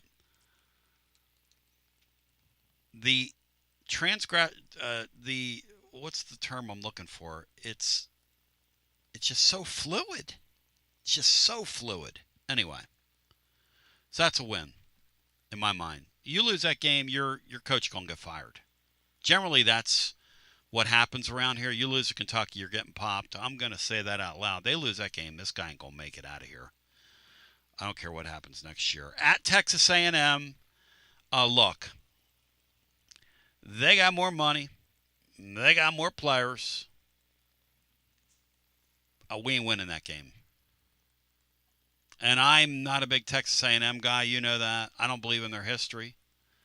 My one hope is that Texas A&M has a lot to play for, and they're having a really great season when we go there. That would augment your chances of winning that game. You saw how A&M handled the end of the season. Look, lost in their final two losses of the year is the fact that if you back it up 1 week, they were big time in the hole against South Carolina. See, that's lost in the translation. That South Carolina deal was a precursor of what was getting ready to happen to them. You know what I mean, Matt? They did not handle that well. They did not handle. They about A&M there down the stretch, Matt. They about A&M'd. Well, they did big time. Okay, well, I mean, think about how unfulfilling that season had to be for them. You start 11-0, then you get beat by Texas, where you just get thoroughly outplayed. I mean, it was a close game, but I mean, they just dominated you. And then you lose a home playoff game. You're the first team to ever lose at home in the playoffs. Yep. Oh, now granted, Miami kind of went on a heater since then, but like that was such a disappointing way to end. And I'm not willing to give that game up just yet. That's a really tough environment, a great trip if you can make it as a fan. Yep. But yeah, it's a tough game. You'll probably be underdogs in that one. Here's the most interesting thing about doing a talk show. Okay. Josh Vall, 98, says, thinking any game is an auto L is loser mentality, completely neutered thinking. And then Brent right below him says, Tony selling hope today. Now, which is it, guys? Somebody help me out over here on YouTube, and we'll get to some of the super chatters here momentarily. At A&M's going to be very difficult. Here's the game that I think, and you couldn't draw this thing up any better. Here's the game that's going to be the most highly charged football game of the year. You know, in a weird way, it is not going to be Alabama in our building. It's going to be LSU. Alabama will not be the most supercharged game in our building this year, by far. You have to split A&M and LSU if you're going to make the playoffs. Well, I think Texas is the most charged game of the year at home this year. That's a good one, too. That's why the schedule's so great, early Matt. Season game. Yep. You'll still have some optimism. Yep. I mean, I guess Texas could even have a loss because I think they host Ohio State to start this First and 10, year, let's do it again. again. I think Texas will be the game that should be circled. First and 10, let's do it again.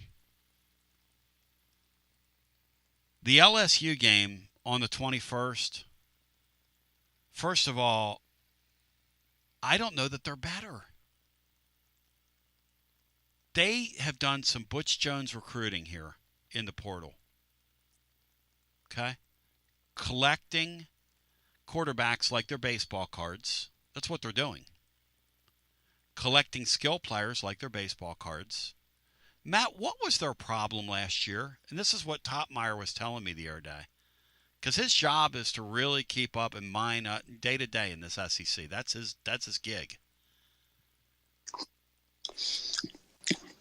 And well, it was all systems failure on offense, and it started. They had just an atrocious offensive line. Yep. They were terrible, which led to a bad running game. Yes. Which put everything on Nussmeier, and he just couldn't handle it. I think he was hurt all year, and then he kind of got knocked out for the season. They have zero offensive line. They just had no offensive line. Their offensive line was as bad as the league had, besides South Carolina. Look in the portal. Look who they've added. Look at their offensive line. I realize that On3 has them like number 1 or number 2 in the country, and it all sounds great. They have no offensive line. How are you going to, and a quarterback coming off a Liz Frank injury? Or you better have the Cajun Sullins twins down there in the wing. That's the point. Hey, look, people are saying, Tony, are you saying we're going to beat them? No, I'm not saying that. They're saying, Tony, are you saying if I was going to make playoffs? I am not saying that. What I'm telling you is I don't know that the SEC is getting better in this transfer portal era. What I'm saying is the sport is kind of mystifying if you look at it. Texas has certainly gotten better. Texas A&M is certainly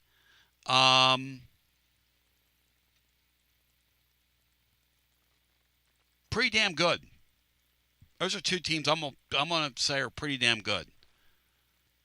But neither of them are known as what you call like super producers on the field, if you know what I mean. And so the LSU thing is so odd. And Vanderbilt, there's no way in hell they're better. And by the way, VD, what happened to you? Did we put penicillin in our YouTube chat room? Because we don't have VD today. There's no Vandy Daddy. No VD. Did Brian, was the white liquid? Great call, not Brian. Great call. I mean, let's go, Brian. Well, let's see if I can chase another Vandy fan out of there. He can buy himself flowers. Let's clean house. Those 6 Vandy fans were that were in Austin last night. Talk trash on Vandy for hours. Say things VD doesn't understand. Come on, Brian. Let's go. That was a great call by you. I nearly had 2 of them. LSU should have beat Kentucky. No, you didn't know when to shut your mouth.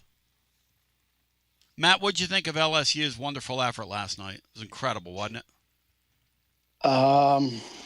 I mean, God, you can't lose that. I feel so bad for Matt McMahon. You can't lose that game. No, you got an 18. I mean, it was like 18-3 at one point, about halfway. I remember telling my wife, because, I get worked up during these games, and she was trying to figure out why I was so invested. And I was like, LSU's only up 13. They should be up by 25. Yeah, I saw the same thing. Unfortunately, it came back to bite on. That was just a brutal way to lose. I mean, Kentucky was getting ready to have their season on the line Saturday. Larry said they were about to be 1-3 like Auburn in the league. Larry Vaught's stole victory. That's disgusting. Larry Vaught's view on it, and I love him because he calls it like it is. He said, look, at the end of the day, all that did is prolong their agony because Tennessee Saturday is going to put them out of their misery. Now, Bri, their number next to their name would have been what with that loss last night? 1-3, right? Yeah, they'd have been 1-3 in the league, and they would have been tied for the bottom with, I think, 4 other teams. We're going to make them 2-4 and put them right in last place when Saturday's over. At least we better. Because here's the other thing. We lose that game, we're not going to be laughing. We're going to be going, okay, what's going to happen to our ball club? We can't afford to lose home games. We just can't. You've got to go on the road back-to-back to Alabama, Georgia, Alabama game in a week from Saturday, and then Georgia. So you have to you got to get the 3 home games. Because if I'm calling shots, and I realize what Mississippi did last night, stole a game at Georgia, and if you haven't heard the radio call from Mississippi last night, is one of the great calls you'll hear in sports. I don't know who that play-by-play broadcaster is. They played it on ESPN this morning. I was eating my breakfast and watching it. God, what a great call. You talk about somebody on it and in the pocket. Hello and welcome in. You're on the air. Hey, guys. Josh boy. Wings. Bronny, great call on Texas beating Vandy. That was a really good call by you, man. Bronny Boy knows his stuff, man. You know it? Yeah, he does. Yep. And Vandy Daddy, you can find him with us. He's hanging out with Florida today. You couldn't find him with a search warrant. And if it wasn't for LSU blowing that, Bronny, you would have gone 2-0 clean sweep. Yep. Guys, so you all know I'm a Tennessee Titans fan. I didn't know that. You're a Titan fan? Yeah, you did. Tony, you don't play dumb. I had no idea. Did you know that, Brian? That he was a Titan fan? Well, your brain's I fried figured he most was of a the time, Braves/Falcons and Hawks fan.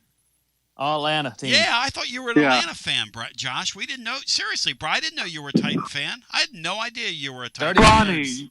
Bronny, you know I'm a Lakers fan, Braves fan, and a Titans fan. No, we did not know that. You've Hawks, never Falcons, expressed. Braves. Yeah, you've never expressed that you're a Titan fan on here. Okay. But anyway, let me say this to you. My point is, why would you say that my brain is fried? Am I gonna be Hey, misery? Brian, he told me my brain is fried half the time. Well, you say that, Tony. That's a good point. I do say that. Am I going to be in misery for the rest of my life, or am I actually ever going to get to see my Titans get to the Super Bowl? Because I want to see Amy Adams Skunk make a decent hire and let whoever the head coach is make most of the roster control. There is I do think the Titans have a pretty good GM right now. And I do think they had a really nice last draft. So if I'm a Titan fan, that would give me some hope. I don't think they have a Jimmy Haslam in their midst who is going to meddle. Like, Jimmy Haslam lets Andrew Berry take all the blame up there, but the Brown fans have kind of figured it out. Because Jimmy Haslam, if you go on like the Brown subreddit, that is some of the most comical reading you will ever read. I mean, these people have Jimmy Haslam pretty figured out. Hey, Jimmy's got to put his finger on every scale that he gets around. But here's the thing. Here's the thing. Why didn't you guys go and get the Harbaugh and give him part ownership of your franchise and say, for the next 10 years, fix our deal here. I'm going to give you a piece of this thing. Just a small piece. A fraction of a piece, Josh. Tone, that's the thing about Titans ownership. They don't want the head coach to have full control over the roster and everything. I think you have a good GM, though. Do you think? Yeah, we do. Do you think that what's his face is going to win with the Giants, Harbaugh? I think he could if ownership lets him do what he wants. What do you think, Bri? You're a fellow AFC. He's a fellow AFC guy with you, Bri. Should me as an Eagle fan all of a sudden look at the Giants differently, Bri? Not right now, no. I don't think. Hey, Tony, I think they've got a massive rebuild coming up. Yep.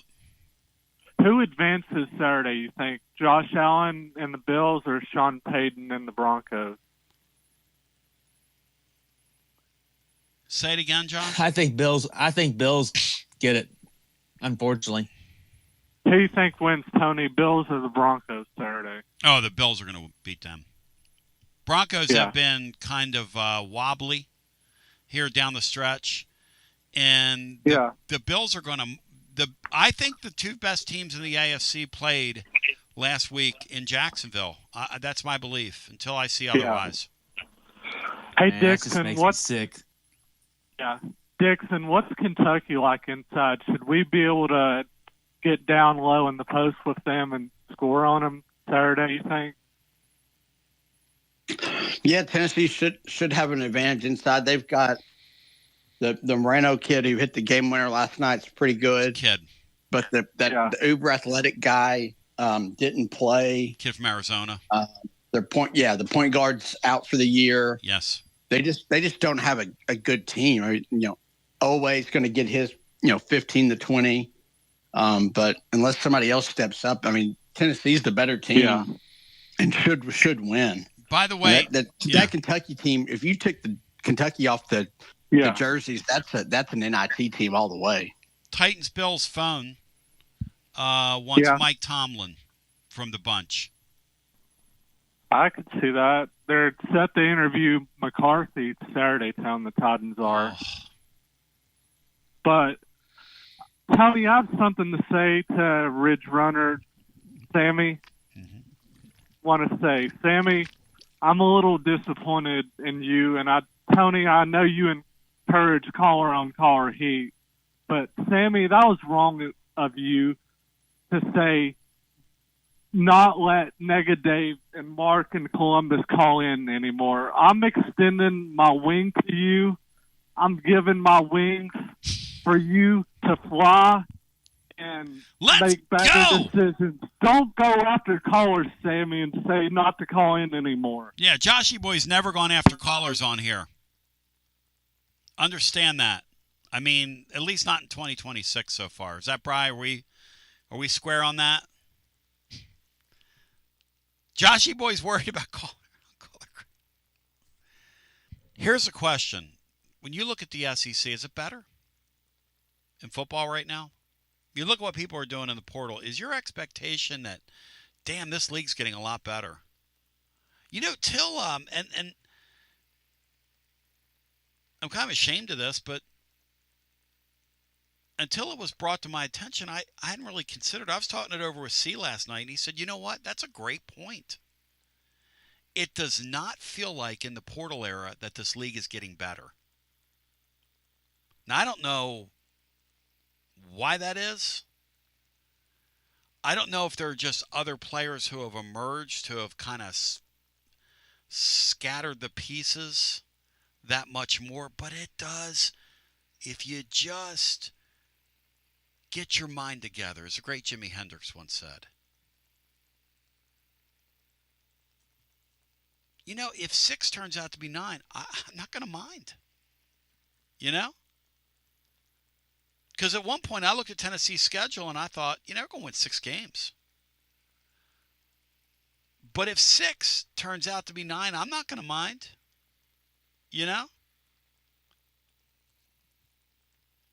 865-200-5402. Because if it is 6, the broom is going to be drearily sweeping the pieces of the Heupel tenure. And I don't want that to happen. Take a brief time out. We come back with more. See what else is in the wind. I want to talk to you. As we continue, it is your Thursday edition after this. Are you currently a residential electrician? Would you like more benefits, better pay, more upside? What about a $3,000 signing bonus?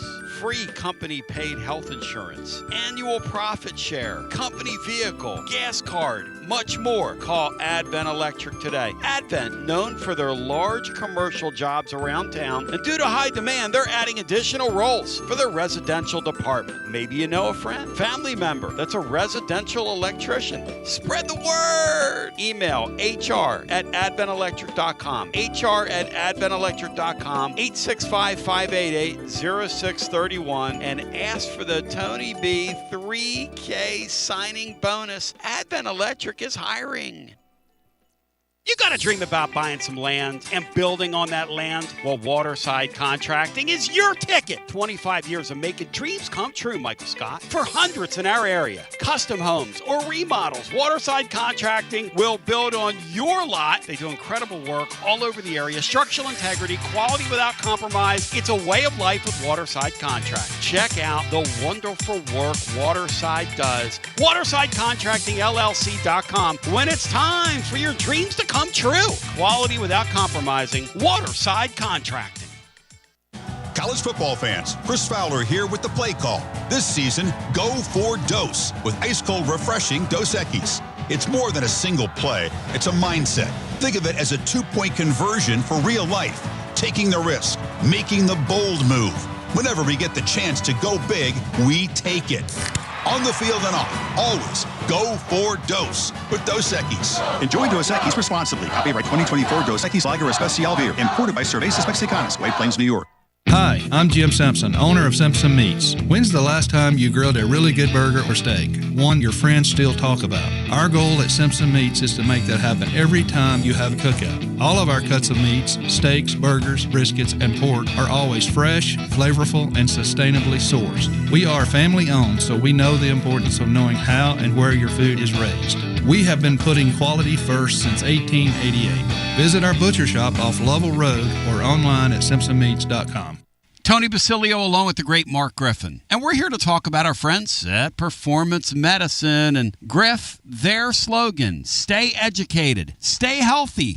That's you. Wow. I really like to think that, Tony, and I'd like to give Dr. Rogers a lot of credit because I definitely want to stay educated and healthy, and knowing that he's putting the time and effort in to make sure of my care, I want to encourage your listeners to put the time to learn and become educated and get to know Dr. Rogers and see if it can help with your health as well. And there's a really, really easy way to do that. In fact, they've got their own YouTube channel. You can see Dr. Rogers for himself with his staff. It's called The Performance Medicine Show over at the Performance Medicine channel over on YouTube. Also, more information at performancemedicine.net. To our friends in North Knoxville, a brand new location over in Fountain City, now accepting patients. So many ways to reach Dr. Rogers. And like they say, stay educated, stay healthy. Performance Medicine, online, performancemedicine.net. Located in Knoxville's historic Old City, Barley's offers great food, live music, the best draft beer selection in town, and now your new favorite place to watch sports. Their indoor projector is perfect for any weather, and they've revamped their upstairs area with more TVs to take in all of the action. Their menu features hand-battered chicken tenders, juicy burgers, fresh salads, and the tastiest pizza in Knoxville. You can enjoy their happy hour drink specials daily from open until 6 p.m. Barley's Tap Room and Pizzeria. The season of giving reminds us of what truly matters, community and connection. Hi there, Jennifer Morris here with Keller Williams Realty. As the year closes, I wanted to take a moment to sincerely thank you, my Basilio family clients. Thank you for trusting me with your most important decisions. Whether it was finding your first home or successfully closing a chapter, your trust means everything. I look forward to new and continued relationships through the new year, and feel free to reach out to me at 865-694-5904 or nextmovesmokymountains.com. That's nextmovesmokymountains.com. And of course, go Vols. Basilio here with my buddy, Connexial Kristen. Hey Tony, good to see ya. Connexial builds fleet technology that helps transportation and logistics companies win big. Live GPS, easy ELD and compliance tools, AI dash cameras, and asset tracking, all backed by the #1 U.S. customer support team. Want a better playbook for your operations? Visit Connexial.com/Tony. That's KONEXIAL.com/Tony. Connexial, built for drivers, trusted by fleets, and proud Vol fans. Tony Basilio here, and I got the great Chad Stockton of FC Alliance 2026. Chad, do you believe we've made it? Boys and girls teams start off the new year at big national event showcases. We got our younger kids training indoors and doing a lot of things to get better. So we're excited about what the future holds. Chad, I hear the juice behind you. I hear the kids. Your program reaches throughout East Tennessee. If folks want to get involved, what's the advice? We're easy to get in touch with. We offer players at all ages, all levels, all experience. We have a program for all of our kids that we have, and we're excited for anyone to join us. And even some Lady Vols as well. Several college players all over the country, yes? Absolutely. We had a lot of girls that we were able to watch play in the NCAA tournament. A lot of our former players made big runs through the tournament. We're so excited for them. Growing the beautiful game. In this, the year of the World Cup in North America, celebrate the beautiful game. Get your child involved. FCAllianceKnox.org. That's FCAllianceKnox.org. And Chad, thank you, man. Keep growing the beautiful game. Absolutely, Tony, and thank you very much. Preparing food for a big gathering can really take it out of you. That's why you need to call Calhoun's and check out their selection of party platters. Whether you're hosting a party for the big game, a reunion, or just an everyday gathering, a Calhoun's party platter is next level. Choose from Calhoun's always excellent chicken tenders, fly with Calhoun's wings, or boneless wings with a variety of dipping sauces, award-winning next-level melt-in-your-mouth barbecue ribs, or delicious spinach artichoke dip, or get one of each. Plus, if you're doing burgers or sandwiches, Calhoun's has lots of side dishes like spinach Maria, baked cinnamon apples, Smoky Mountain baked beans, or creamy coleslaw. Available in pints, quarts, and gallons. And to finish things off, pick up one of Calhoun's great desserts to go, including homemade cheesecake or key lime pie. Calhoun's, simply your go-to party headquarters. With 9 locations all over East Tennessee, you can order online and just pick it up. Calhoun's, one of the Copper Cellar family of restaurants, along with Chesapeake's, Copper Cellar, Corner 16, Cherokee Grill, and Smoky Mountain Brewery. Eat local, eat good. TB back with you, 865-200-5402. In hour number 3, one of the things that we're going to do is we're going to talk about one of the super chatters asked, best guess on the Vol quarterback. I'm gonna share that with you coming up. My best guess for the fall, because that's all this is. In other words, who gets the ball? And I think this year it could be who gets the ball, who ends up with the ball. I think it could be one of those years.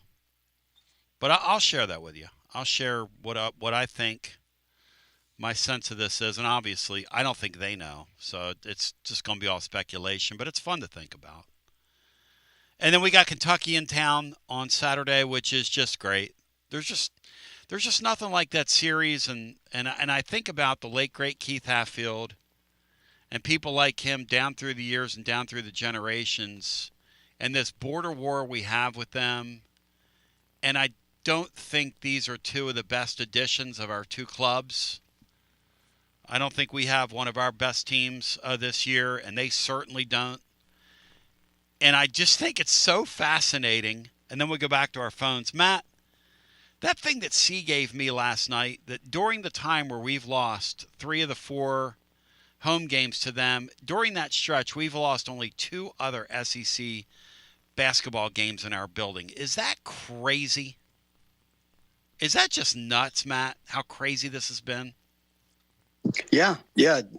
Last couple of games against Kentucky here, you've had laid stinkers, and they've kind of had their better games. And then up there, it's been really disappointing. And then up there, Matt, they're horrendous against us at times. I mean, they let one of our hoopty teams beat them. They've won, I think, 3 of the last 4 up there against the Vols, I believe. Yeah. So they let Fulkerson go for like 30 on them. The Folky game, incredible Folk that night. Yeah. Keon and Springer combined for like 50. So Matt's feeling in a win up there. There you go. And those guys didn't combine for 50. In 24, they beat them up there. I think it was like 103-90 or something like that. Those guys didn't combine. So Brian, what are you talking about? What are all these losses? They lost up there last year and in 23 and 22, but they beat them in 23. You're a negative, man. You want to focus on the negative. They beat them in 24 up there, excuse me. A living, breathing negative, man. Let's go back to our But phones. they won the game that counted the most last March, and I think that kind of broke Kentucky. And interesting. Let's go back to the phones. I don't know if Kentucky's program's been the same since we beat them in Nashville in that championship game, the Tyrese Maxey year. Hello and welcome in. You're on the air.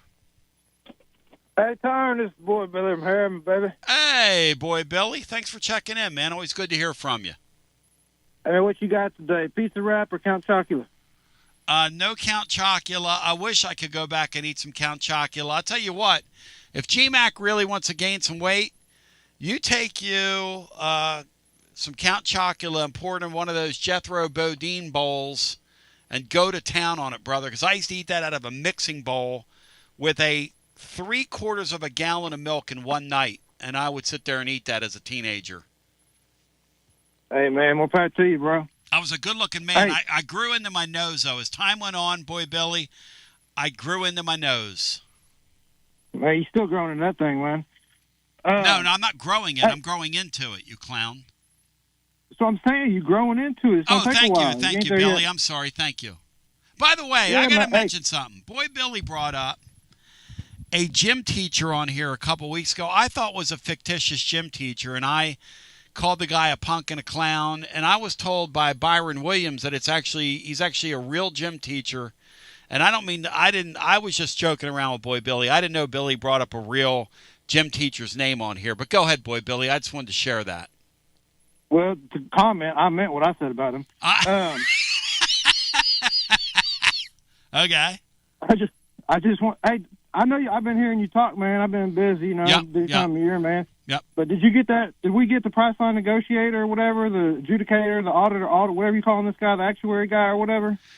They got a guy that adjusted some for Penn State last year. We learned in our interview yesterday with Greg Pickle, which was excellent. We're going to cut that up into a YouTube video for those that didn't hear it. It was in yesterday's first hour.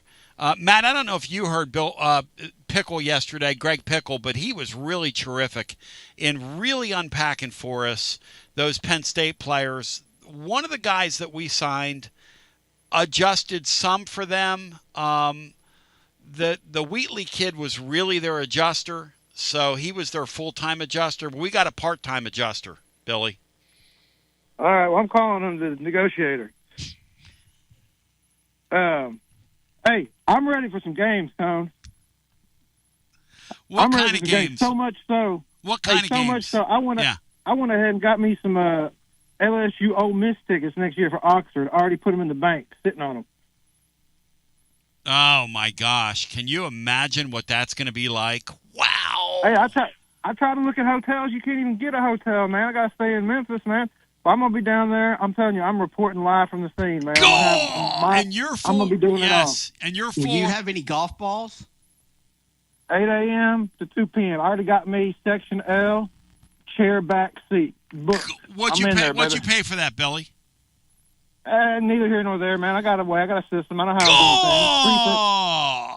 things. Billy, I love you. Hang right there, Billy. I want you to end your phone call. I don't want to cut you off right there. I got to say to the living listener, William Pattison in the playbook is on the way next. And a radio listener, I love you. We'll talk to you tomorrow. You're listening to FM 105.7 and AM 1340, WKGN Knoxville, and W289CU Knoxville. Fan Run Radio. Now, boy, Billy, college football fans. Boy, Billy, the adjuster is the adjuster. He can't be the whatever you call them, the negotiator or something. No, he's the adjuster. Well, I couldn't remember what you was calling him, man. Alderman, auditor, adjudicator. I was getting confused, man. I wasn't listening as much. So I'm just calling the Priceline negotiator, baby. Well, you apparently have a Priceline negotiator, and you're not wanting to tell anybody how you got your tickets. But what are hotels running for that weekend down there? I'd imagine. You can't get them, man. A lot of them, they said 3-night minimum on the booking. And, I mean, they all sold out, bro. I mean, I'm for real. You can't even get down there, man. You usually have to stay in Memphis for that game. Matt, true or false, that game will be bigger than that playoff game in that building. Yeah, absolutely, because it's the early in the season.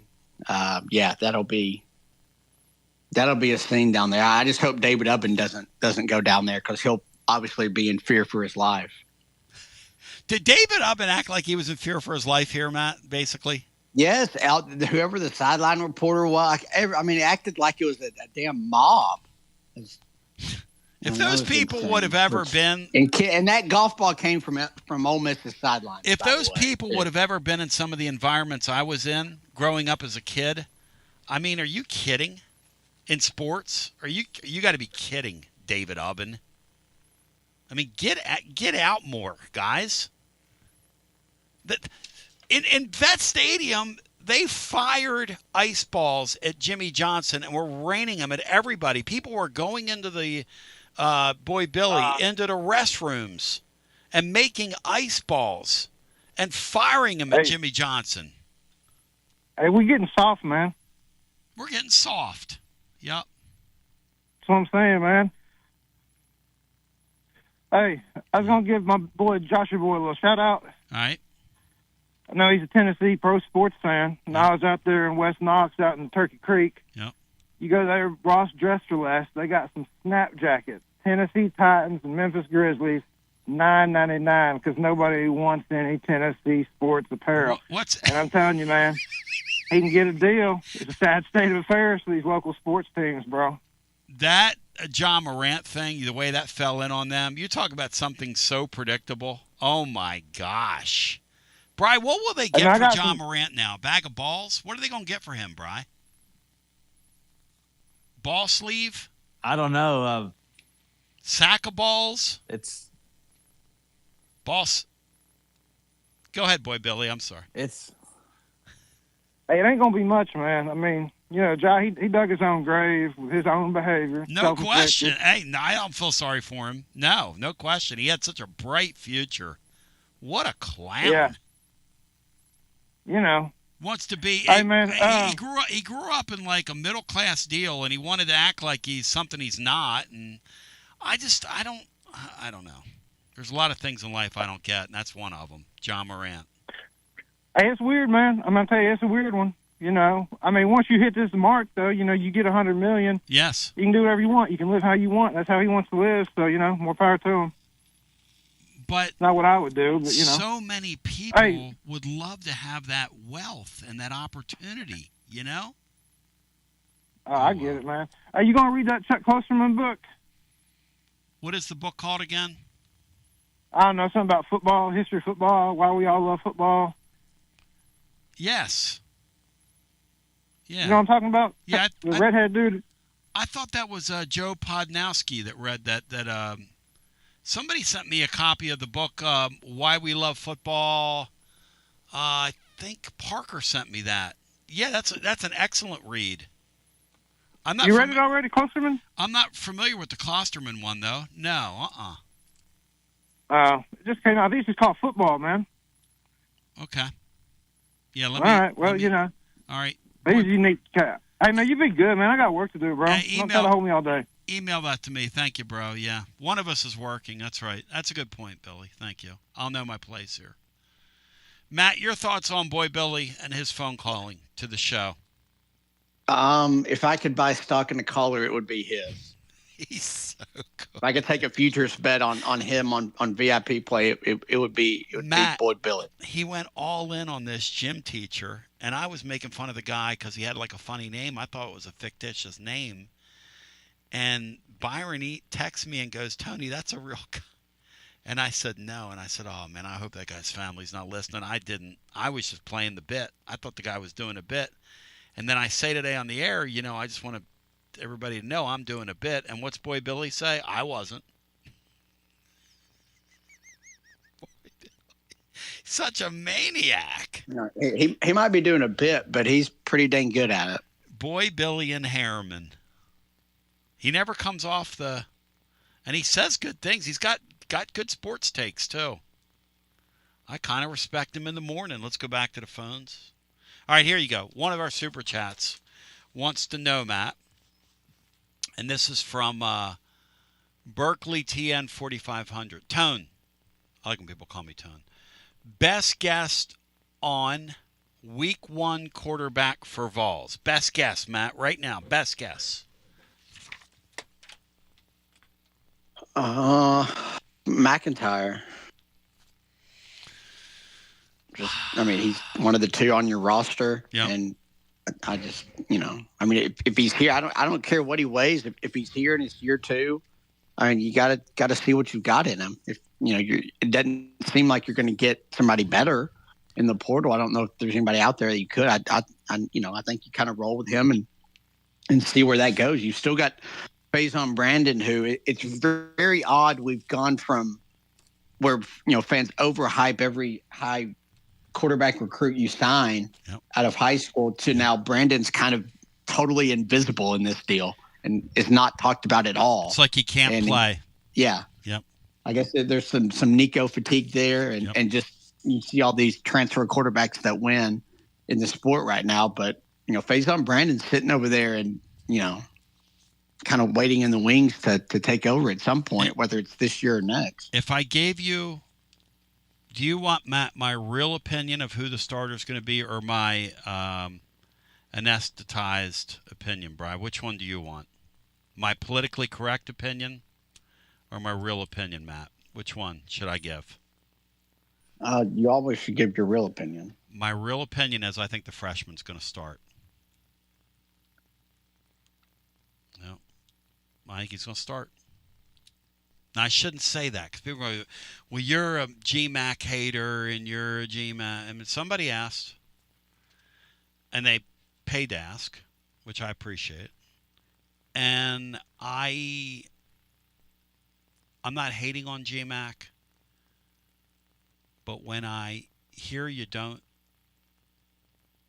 gain weight, and they're not real happy about that, and I'm real happy, and they're real happy about that.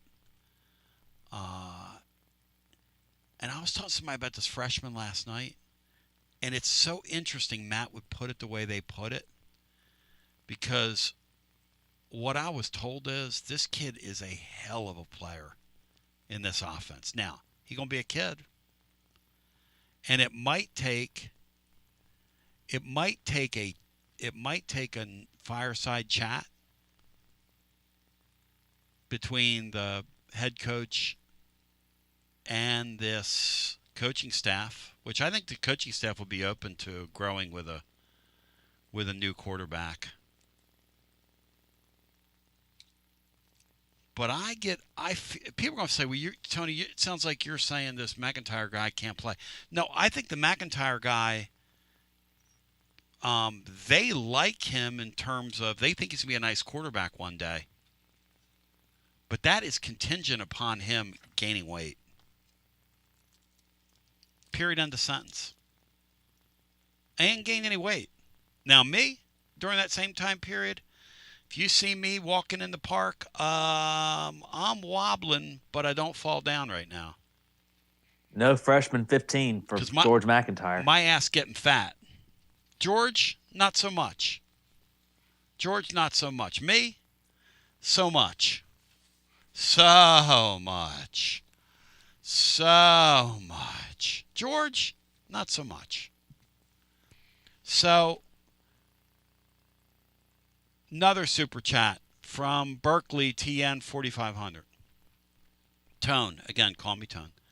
How urgent is the quarterback search at TN right now? My belief, they're still working the phones. They're trying to pull a rabbit out of their hat. They're trying to pull one out of their rectum because they don't want to start a true freshman. And they don't want to start a guy that, looks like he played basketball at Bridgeport, Connecticut. I mean, they just don't want to do that.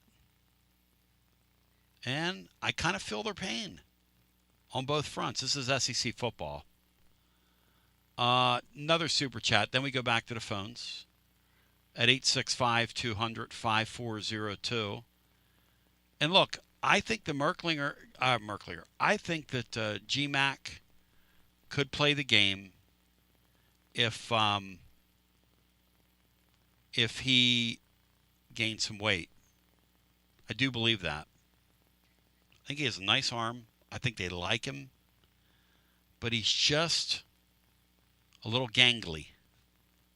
He's just a little gangly, is how I would put it. Let's go back to our phones. couple players visiting West Virginia transfer offensive lineman Donovan Haslam will visit the Vols today, along with Appalachian State safety DJ Burks, who is a Maryville High School graduate. Let's go, man. So a safety and an offensive lineman named Haslam, by the way. Haslam? Yes, same as the That's James coaching shorts. I wonder if he's either related to James coaching shorts or Udonis. Probably Udonis. Wonder if we can get him on a rebate. I shouldn't have said that. You should have said that. Yes, you should have. Yeah, we're going to deal in reality here. West Virginia is bringing in, Matt, 75 new players in their new regime. And say they're not done yet. So I hope Rich Rod fails epically there. One of their Portalees is there. Yeah, Rich Rod is. They brought, I think it's like over 40 high school signees. They're doing the old oversigned high school kids like you used to be able, like Houston Nutt and Saban did when they first went to Alabama. It's never as good as the first time. Sade. Let's go back to our phones. 865-200-5402. Hello and welcome in. You are on our extra time overtime on our Thursday. How are my friends compatriots doing today? There he is. Styling and profiling. Picture him in a Ric Flair robe with a coon skin cap. Kiss stealing. Wheeling dealing. Waving the flag. I wish I could get that thing in the old Tommy Bowl And waving Saturday. the flag. And waving the flag. You think they would let the flag in, Matt? No. What do you think would happen to W. Lynn if he gave that flag to a kid, Matt, the kid, and tried to get that flag down in the first 15 rows where they guard that thing like it's the gold at Fort Knox? Yeah. A buddy of mine was telling me he was sitting down there thinking about me the other day when at the end of that Texas A&M game, a bunch of folks just left, okay, because the game was kind of ugly, and way before the overtime, like a bunch of folks just got out of there. Yeah. And so W. Lynn, they were beaten back, and there was only a smattering of fans there, but the ushers in there were beating back kids and other people that tried to move down, just beating because they didn't have one of those lanyards on. For Pete's sake. They've really created a caste system in that building. I got to give a lot of credit to Danny White for creating a caste system in that building. That's just wonderful. No kidding. What a weird guy. Yeah, that's terrible. People leave, you ought to be able to go down there and get in their seats. Well, of course. He said. Goodness gracious. He said at one point, I'm down there with my daughter. I turned to an usher and said, "Hey, they can sit there. We know the people." Guy goes, "No, he can't. He doesn't have a lanyard."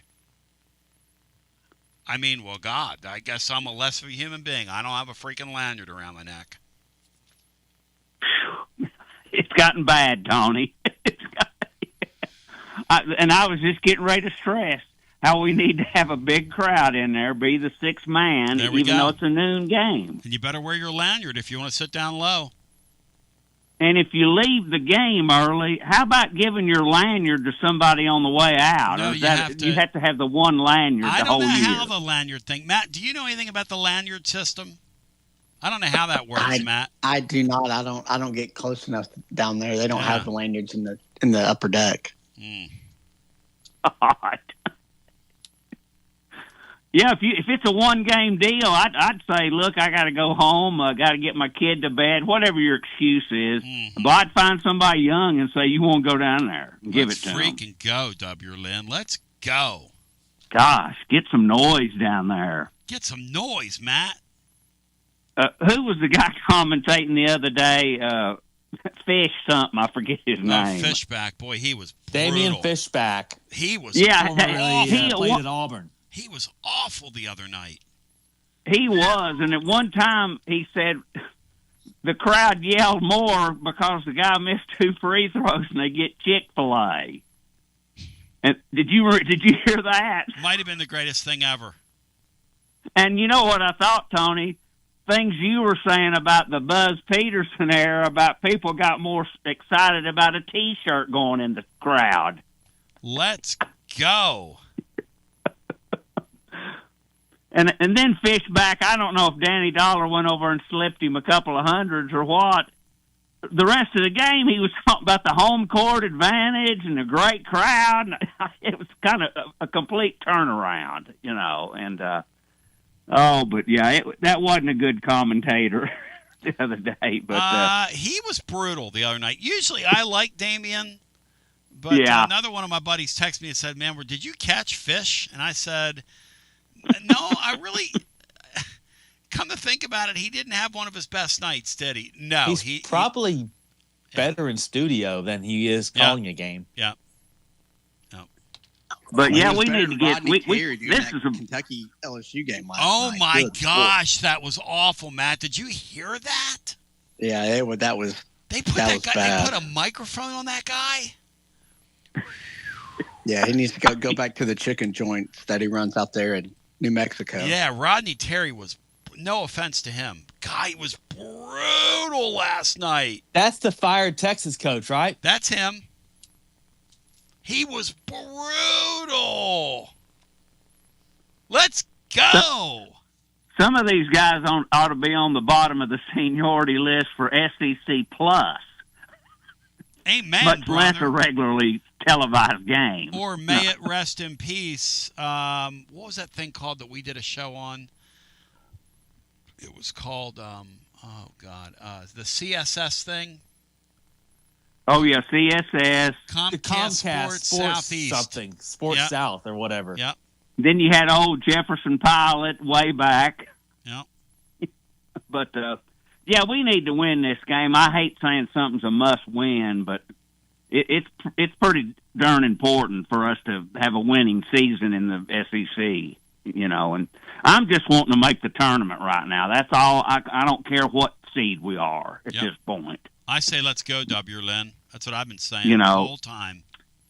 And you were going through that schedule in football, and of course I've got 6 question marks, possible underdogs on my list too. You know, and I'm a little more worried, I guess, about Georgia Tech because I'm thinking we might be playing the freshman quarterback also. And that'll be his first road game. And very much. That first game is the first game of the season is critical to get whomever your quarterback is extremely comfortable in a game-like situation, obviously. And the game there is a losable football game because that guy's a really good coach, man. That guy does a really nice job. That team now for several seasons, they know who they are, and they play to who they are. Yeah, they do. And look, I'm glad they're playing at their home historical college stadium. I love it. But for our advantage, it might have been better in the Mercedes domes as far as getting Vol fans in there. But he did the Danny White thing, which I love, and he double the price. He sure did. He communicated to his fan base and said, if you want to keep the game here, y'all are paying more, and they're paying more. That's called conditioning people. Used to be you would just sell them a ticket back in the day, W. Lynn. Now you say, if you want me to keep the game here, you're going to pay through your ass for it, and they're doing it. You got to love it, W. Lynn, don't you? Oh, I know it. It's the new way, and but Matt was right about me. That Texas game's been circled for 58 years, and we better be in there going wild. And if you're sitting in the wine, cheese, shrimp, lanyard section, whatever it's called, you better be in your seats cheering when we're on defense. We got to. I mean, because we will need the 12th man to help win that game. And we don't have time for people Lynn, do you back think there. you should get with Adidas and get like some coonskin jerseys for that game in honor of Davy Coonskin? Yeah, really. Well, they have those headgears they put over a headgear now, for protection. Maybe we could make some that are kind of coonskin looking. Maybe that's coonskin legal. helmets for the game. Yeah. But oh yeah, that game's a big one. I mean, I won't be there, but everybody there better be going nuts because we're their sister state. They've forgotten that. Yep. They've forgotten about, if it wasn't for Tennessee, they'd probably be still part of Mexico. They forget a lot. Yep. Yep. They got, whoa, Mexico. Sounds so good. I just got to go. Yeah, bro. The Vols are 3-0 against Texas teams in basketball this year. Texas state champs. Is Bry into that, Matt? How many times are we going to think we're going to hear that, Matt, between now and the end of March? What's your guess, Matt? What's your over-under on that? 4.5. Give me your total, Matt. Give me your total. Pretty decent chance we play one of them in the SEC tournament. W. Lynn, incredible phone call by you, by which all others will be judged. By the way, we have 138 likes if we're not at 200 let's see. If we're not at 200 likes in 10 minutes, I'm going off the air. Shout out to our friends over at VIP Play. Matt mentioned this earlier, but hey, man, they'll have those totals up for the football season before you know it. They were the first sports book last year to have the totals up in the state of Tennessee. Kentucky this weekend, huge game on tap. I might have a 3-pack pick for the weekend. I'm playing the Pittsburgh Penguins on the money line tonight. That thing that the Flyers are doing right now, they're starting to piss me off. But I've been mentioning the Flyers as part of my VIP plays, and I'm now going to VIP play against them tonight because they've done piss me off. But you can go claim your VIP play welcome bonus. It's $20, and you get $100 in bonus bets. You bet for $20, you get $100 in bonus bets instantly. The promo code and your phrase that pays is TN Tony. Live always, 200-plus leaks, numerous bet types. There's props, there's options. If you have a bet in mind, you can't find it where you have been playing, come over to the VIP Play platform and see what it's all about, because they'll create it for you. If it's a compliant event or a compliant bet type in the state of Tennessee, VIP Play, everybody gets treated like a VIP at VIP Play. And if you have a gambling problem, 800-889-9789, 21 and over, located in the great state of Tennessee to place a bet. We go back to our phones on our unnamed segment as of now, but it's an overtime. And I love you. Love your show. The one of the commentators on the YouTube thing said to me, said, Tony, and by the way, if I don't get 200 likes in the next 6 minutes, I'm gone. So you got work to do. You better hit that like button. There's well over 200 people in the room. So they said, Matt, that they can tell when I'm reading the comments and I sit there and smile like a proud father. I think that's kind of a good way of looking at that. I think that's right. I'm extremely proud of the people that comment in there. Now, I get snippy with them from time to time, and we snipe at each other. But for the most part, we have a fun time with each other. They don't rip you any more than I do in our private communication. Correct. So I could take a little hazing. Matt's right. Yeah, something tells me you've kind of been hazed your whole life, so you're seasoned to it. Oh, Matt, listen. At our dinner table, when I was a kid, it was a comedy act. I mean, you would sit there and literally bust on each other. And every once in a while, I get mouthy with my dad, and he'd look right at me and go, I ain't one of your stupid friends. Don't talk to me like I'm one of your stupid... That's what he'd say. I'm not one of your stupid friends. Nothing will ever top the light patterns of all the high school gyms in Pennsylvania. Thought he was going to give me my lifesaver moment, tell me he was really proud of me, which is what every kid wants to hear from their dad. And my dad looked right at me. We were driving. We were getting ready to go check the Mushroom House after one of my matches. I was back then, we didn't even shower after the match. I just got my singlet on and got the hell out of there because I got pinned. And my dad looks over at me and he says, Tony, kind of great.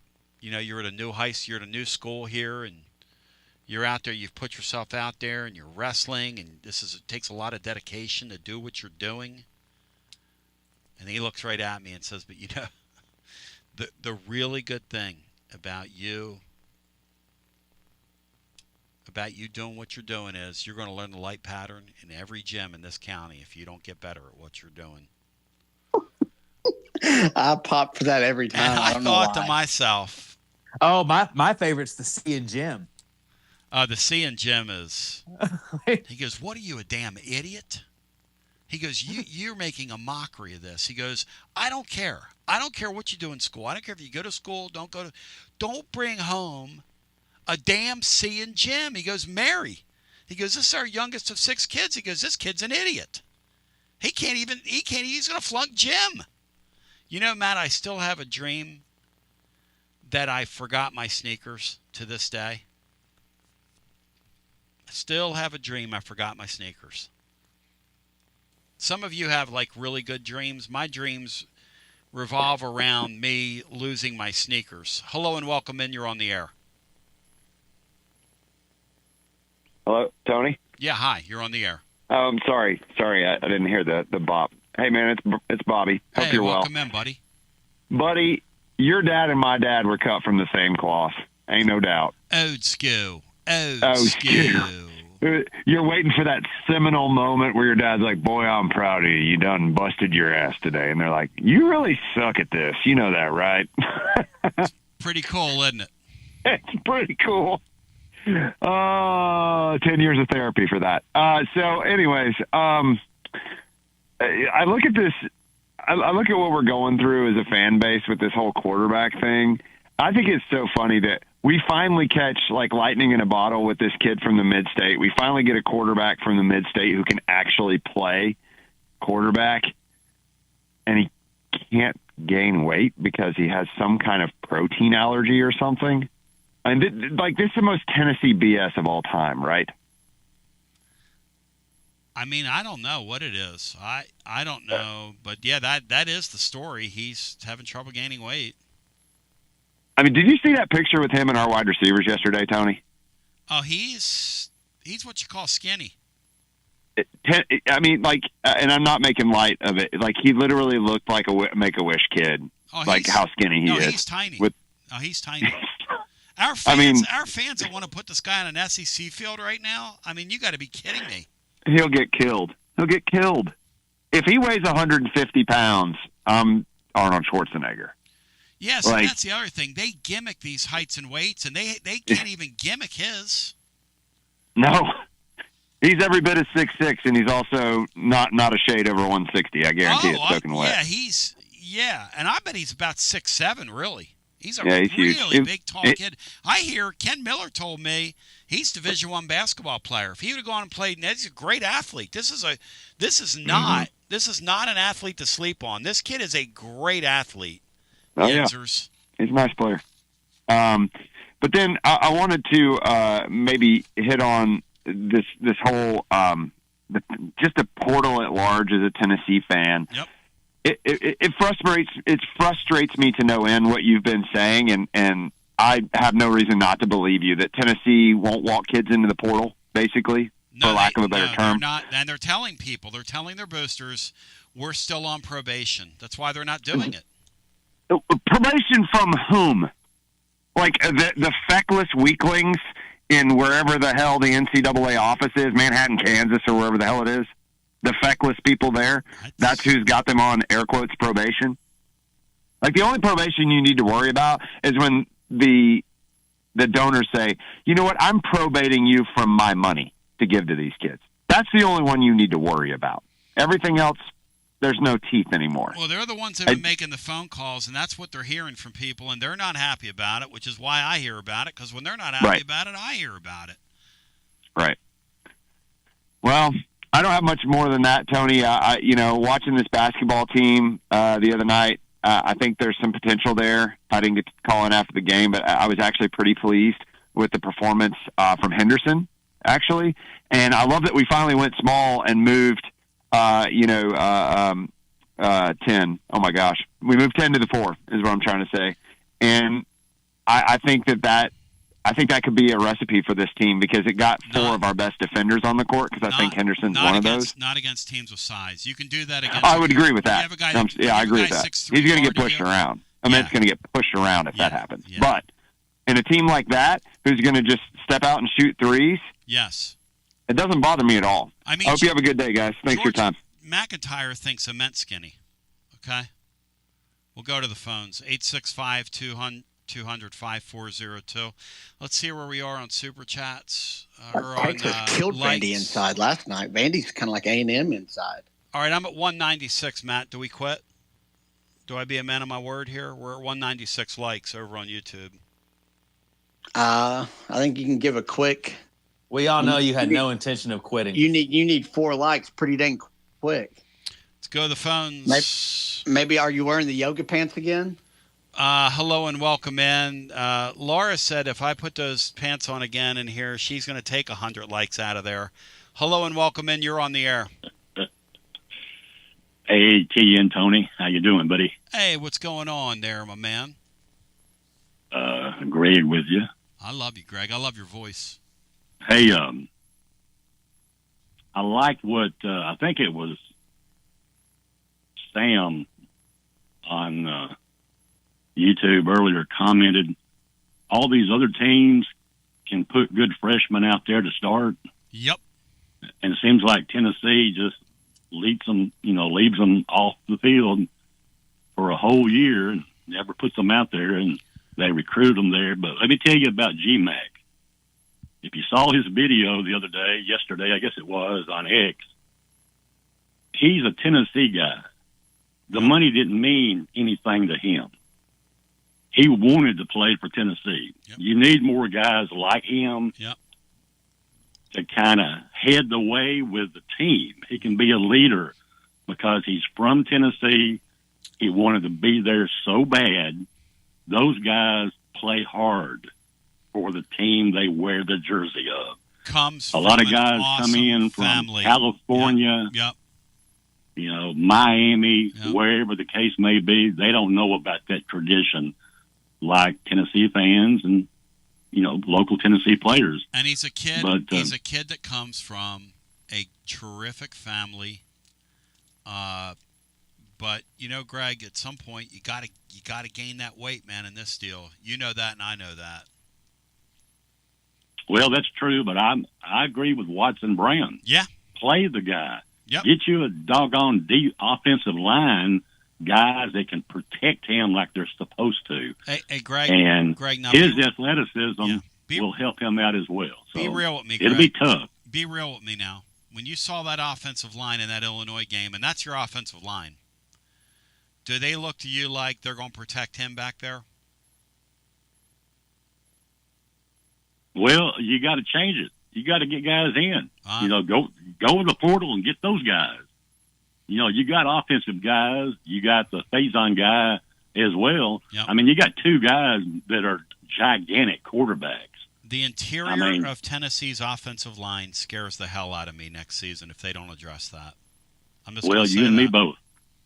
Matt, is that a fair take, Matt, or no? Because I'm not sure they've addressed it.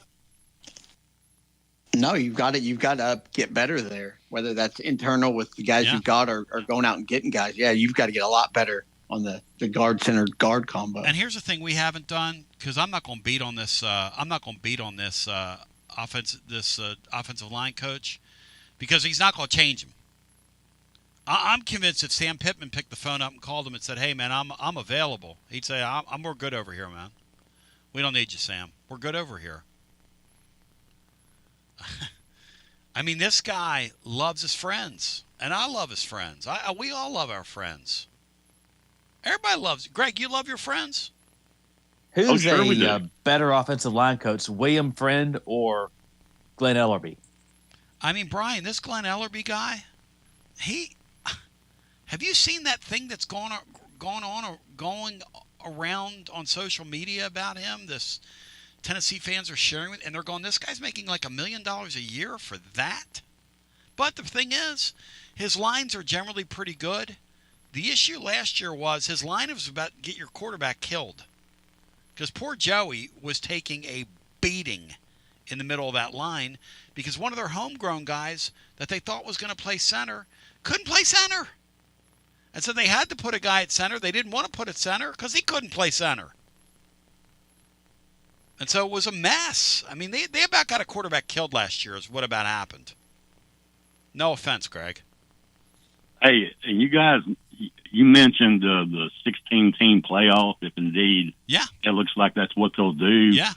Let me throw this in here, and you guys can toss it around. And the young people, they're not used to this, but I've never been used to a Tennessee football team as bad as they've been the last 10 years.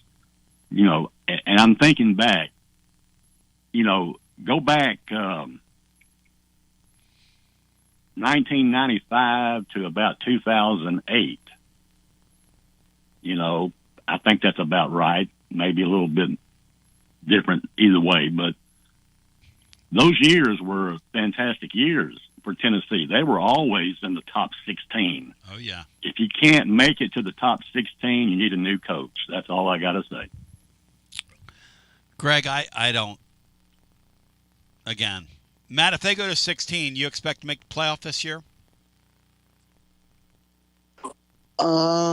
Probably not, but you should at least be in the discussion come November, which I mean, you even were this year till that Oklahoma game.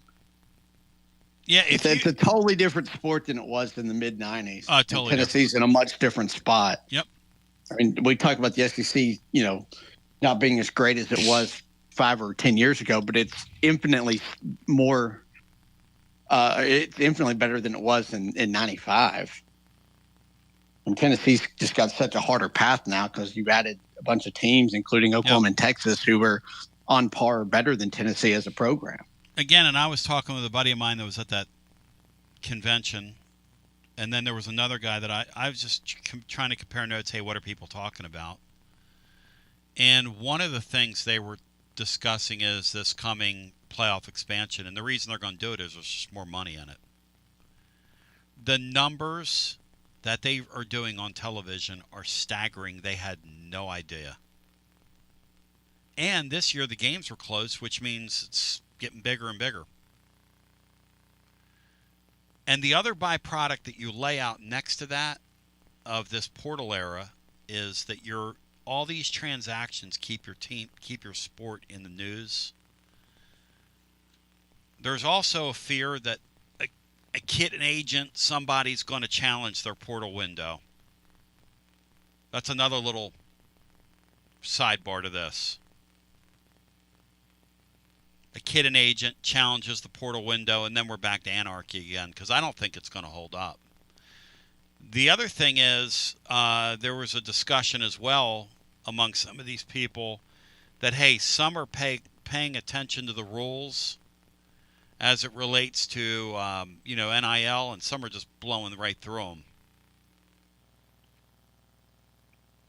And again, if you think Texas Tech in that small town of Lubbock, if you're really going off this whole marketing thing, if you think they can justify paying twice as much for their roster as Tennessee can in that little town of Lubbock, Texas, based on quote-unquote name, image, and likeness opportunities,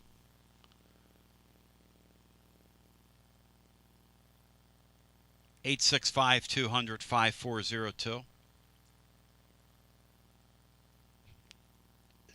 Let's go back to our phones. Somebody said, Matt, in the chat that I think it was Crazy Alan.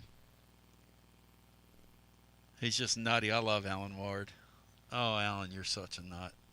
Said that maybe he's so thin that when he gets out there and does the quarterback, the keep stuff, that when he turns sideways, they can't get him. They can't get their hands on him. Well, he doesn't need very big running lanes to get through the hole. There's maybe there's some truth there. I'm laughing at that is just my silly sense of humor. Like, that just tickles me. Oh my gosh. Y'all are just straight crazy. Hello and welcome in. You're on the air. I can feel it coming in the air tonight. Oh, Lord.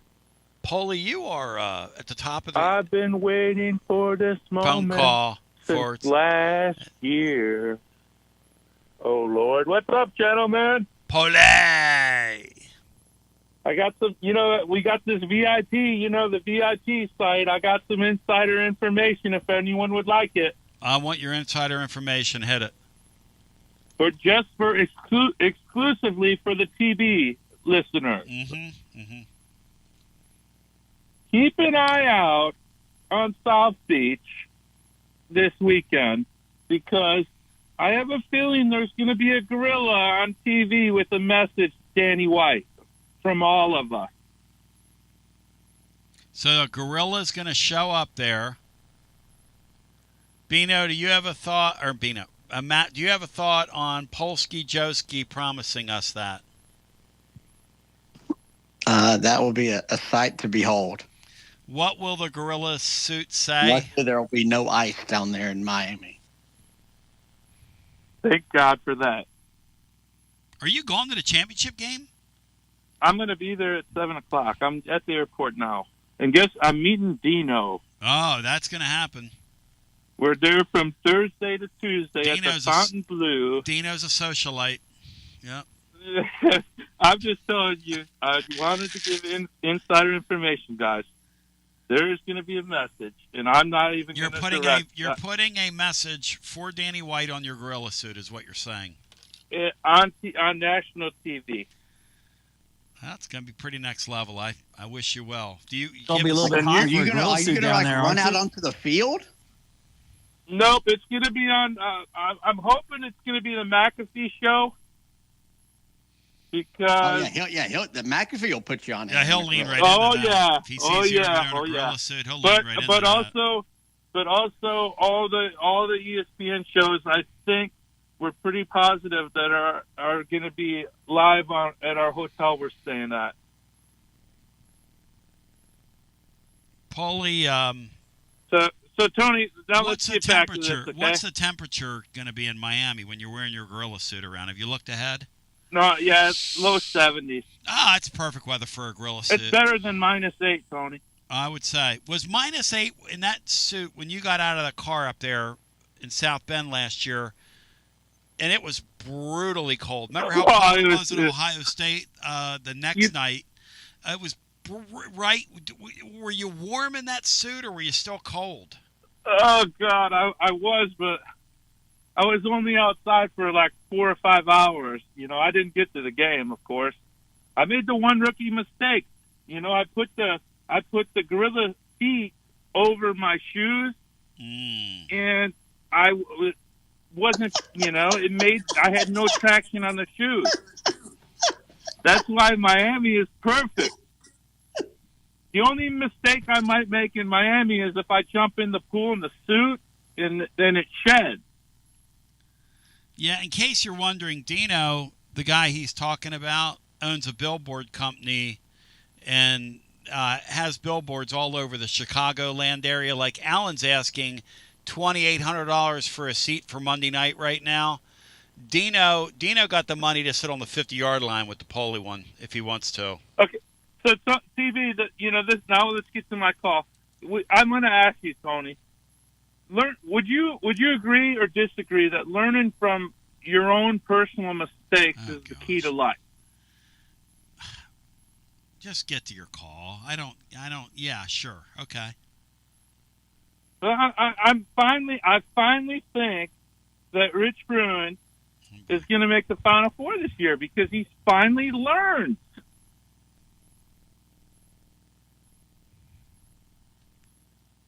What has he learned, do you think?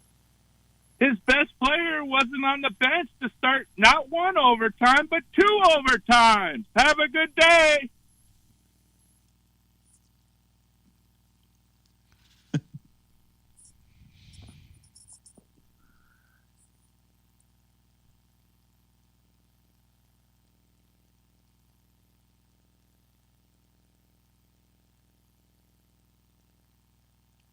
Did we lose you? No, I'm marveling at just that. The idiocy of that. Hello and welcome in. You're on the air. Hey, boys, it's Parker. Hey, Park, welcome I'm in, just glad brother. they didn't have to cut the gorilla suit to get him out of it last year. At least that thing's still intact. Amen to that, my brother. Is he he's trying to get on the McAfee show in South Beach? He's gonna have a gorilla suit on, man, with a message for Danny White. Oh my gosh. Oh guys. Trust Is he me. drinking? Trust me, he's going to do this. Just trust me, okay? Tony, you got some characters, man. You got some WWE superstars. That's what you got. You ain't kidding.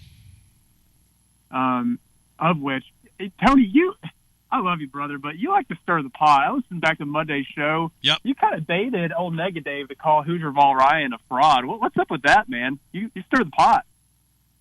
Matt, do you think that's accurate? An accurate assessment of the work we do here, that I turned Negative and Hoosier Vol Ryan against each other? Yeah, you do that. You're kind of subtle about it, but you kind of put that one out there. Yeah, you're usually better at kind of hinting around at it and letting the callers do it. But yeah, you do. You certainly lead that on. Yep. I don't know. And speaking of, what is the deal? Why are people mad at Ryan? I don't get it, guys. Let the man enjoy the moment. Team's winning. The best. He's winning. Yeah, his team's winning. Are we that toxic? Are we that jealous? It has to be the jealousy, right? You know what? I look at it, Parker, and I say if they can do it, the University of Tennessee, with all this history, this fan base, and that collective we have, absolutely can do it. I want them to rip the nets down Monday night, man. Yeah, Indiana's been a have-not. I mean, it's not like we're cheering for freaking Notre Dame on Monday night. Yep. I don't get it, guys. I bet Negative was the guy that promoted that conspiracy theory. Have you boys seen that Indiana hacked into some AI mainframe that all these schools use for practices? That's the latest conspiracy going around now. Yeah, I have heard that. The thing that Mark Cuban invested in? It was all these college programs, they have not Huddle, that's what high school uses, but it's something like that. And it's some cloud-based technology, and they log on all of their stuff. So the conspiracy is that Indiana got into that, and that's how they're able to dissect Oregon's offense. And that pick six in the first play is related to that. I'm not even making this up. This is a legitimate conspiracy theory that that's the only way they can explain how good they are, which is insane that you'd even try to explain that like that. Well, there's a rumor going around that that's exactly what they're doing. It's Negative that started it. It's a huge conspiracy theory. Look, Matt, if you can't beat them, you can't beat them, right? No, it is interesting because what Indiana's doing, even in the portal era with the quote unquote talent that they have, is totally unprecedented. And when you just watch them play, they look like a robot. All 11 guys are doing exactly what they're supposed to do every play. It's really crazy. So even if they're hacking into stuff or stealing signals, it's something you still have to get that through to your players. It's insane what they're doing. But no, I've seen the conspiracy stuff about that too. I mean, every school's probably trying to find little edges like that. But I do think it is interesting. I think there's probably something that they're doing that nobody else is doing, but I don't know if it's something illegal like that or not. I will say the other night how well coached that team is. Hey Matt, I will say the other night that ball that was intercepted, the cornerback knew more on that play than that receiver did. One of those guys ran a really great route to that football, and it was that corner. It's almost like they knew what play was coming. That was uncanny. There's no conspiracy, though. Whenever Mendoza throws the most beautiful back shoulder throw, he looks like dang Drew Brees whenever he throws it like that. There's no conspiracy about that. Yep. I tell you what is a conspiracy. I think the NCAA, y'all were talking about the transfer portal. I think the NCAA, about 8 years ago, knew that Supreme Court case was coming, and they just decided to go scorched earth and say, if y'all want to let this happen, let it happen. And I think they're playing the ultimate long game here, that eventually maybe us as fans and school administrators will say, maybe it wasn't so bad. The good old days weren't as bad. I think that's legitimate because they knew they were going to lose. It's an interesting thing. The whole thing is interesting. Look, I don't know why our fan base isn't full bore for Indiana. Aren't you full bore for Indiana? Why are we jealous of them? I'm not jealous of them at all. I hope they rip the nets down. Well, it's just a success. I mean, the fact that this guy is this good, and I think it's like what even Ryan said. I mean, they got the all-time best hire ever, and in 2 years he's going to win a national championship. And the amount of time, money, and resources we all put in as fans, we just never have gotten that close in 20 years. I mean, I know 3 years ago we were outside the door, but I think it's just pure jealousy. Don't covet. It's pretty good wisdom going back thousands of years, and we're coveting right now. Yeah, and listen, I've coveted my neighbor's coach. I've coveted my neighbor's program. I love their story. I just love that. I just love that story. Well, it's going to be a better story, Holy One, whenever Rick Barnes makes the Final Four. Peace, as Joshy Boy says. Yep. Peace. And I even let you have the greeting and the salutation and the rest of it. Nate, Oh, you think man. Foley would wear the gorilla suit to a Final Four if Tennessee was there?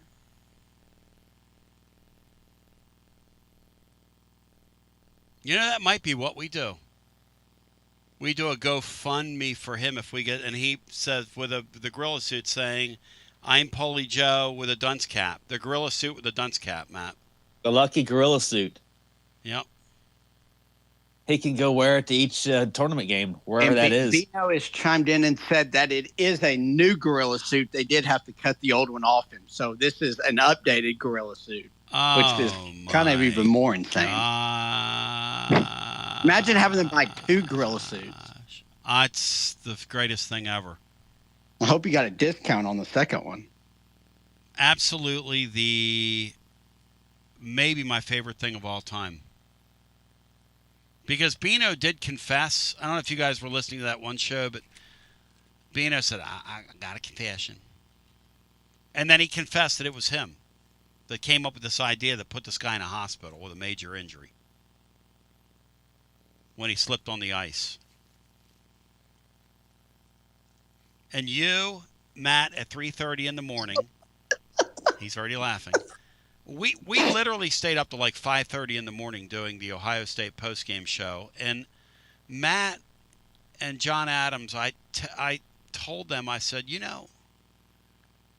one of our own has had a mishap. And they turned it into a total bit. I'm like, guys, the guy's laying in an emergency room right now listening to us. And John goes, a gorilla suit. And then you guys just took off. You guys had a huge, like you guys were doing literally. I'm like, guys, this guy's laying in an emergency room right now. And you guys couldn't stop laughing.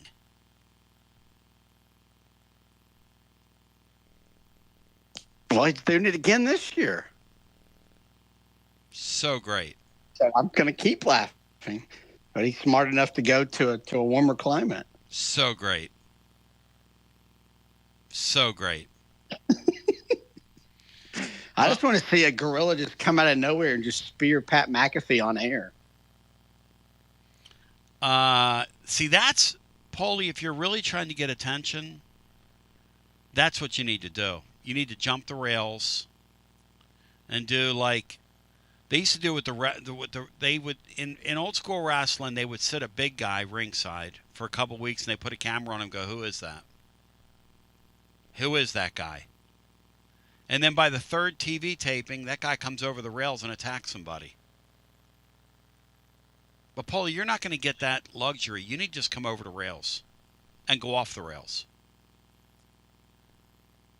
Come over the rails. Do you think there's video of him up there in South Bend in the suit? Like not just there's like a picture or two that we've seen, but like a video. Because didn't he say that Marcus Freeman, like it was like Marcus Freeman like walked up to him and was like looking at him, hovering like, over what him. The hell's going on? Yeah, hovering over him. There's a guy. Like surely there's video. Surely there's video of that somewhere. The players were like looking down, some kind of walking lost through the media. tunnel. We need to find that. If they we need to get John Bryce on that. If they would have gone on a run, okay, he would be literally because Notre Dame hadn't done anything in a generation. He'd be a Notre Dame hero. They went now. to the national championship game after that. So, but if they would have won it, Brian, if they would have won it, because up there they're only celebrating if you cut the damn thing down, Brian. You know.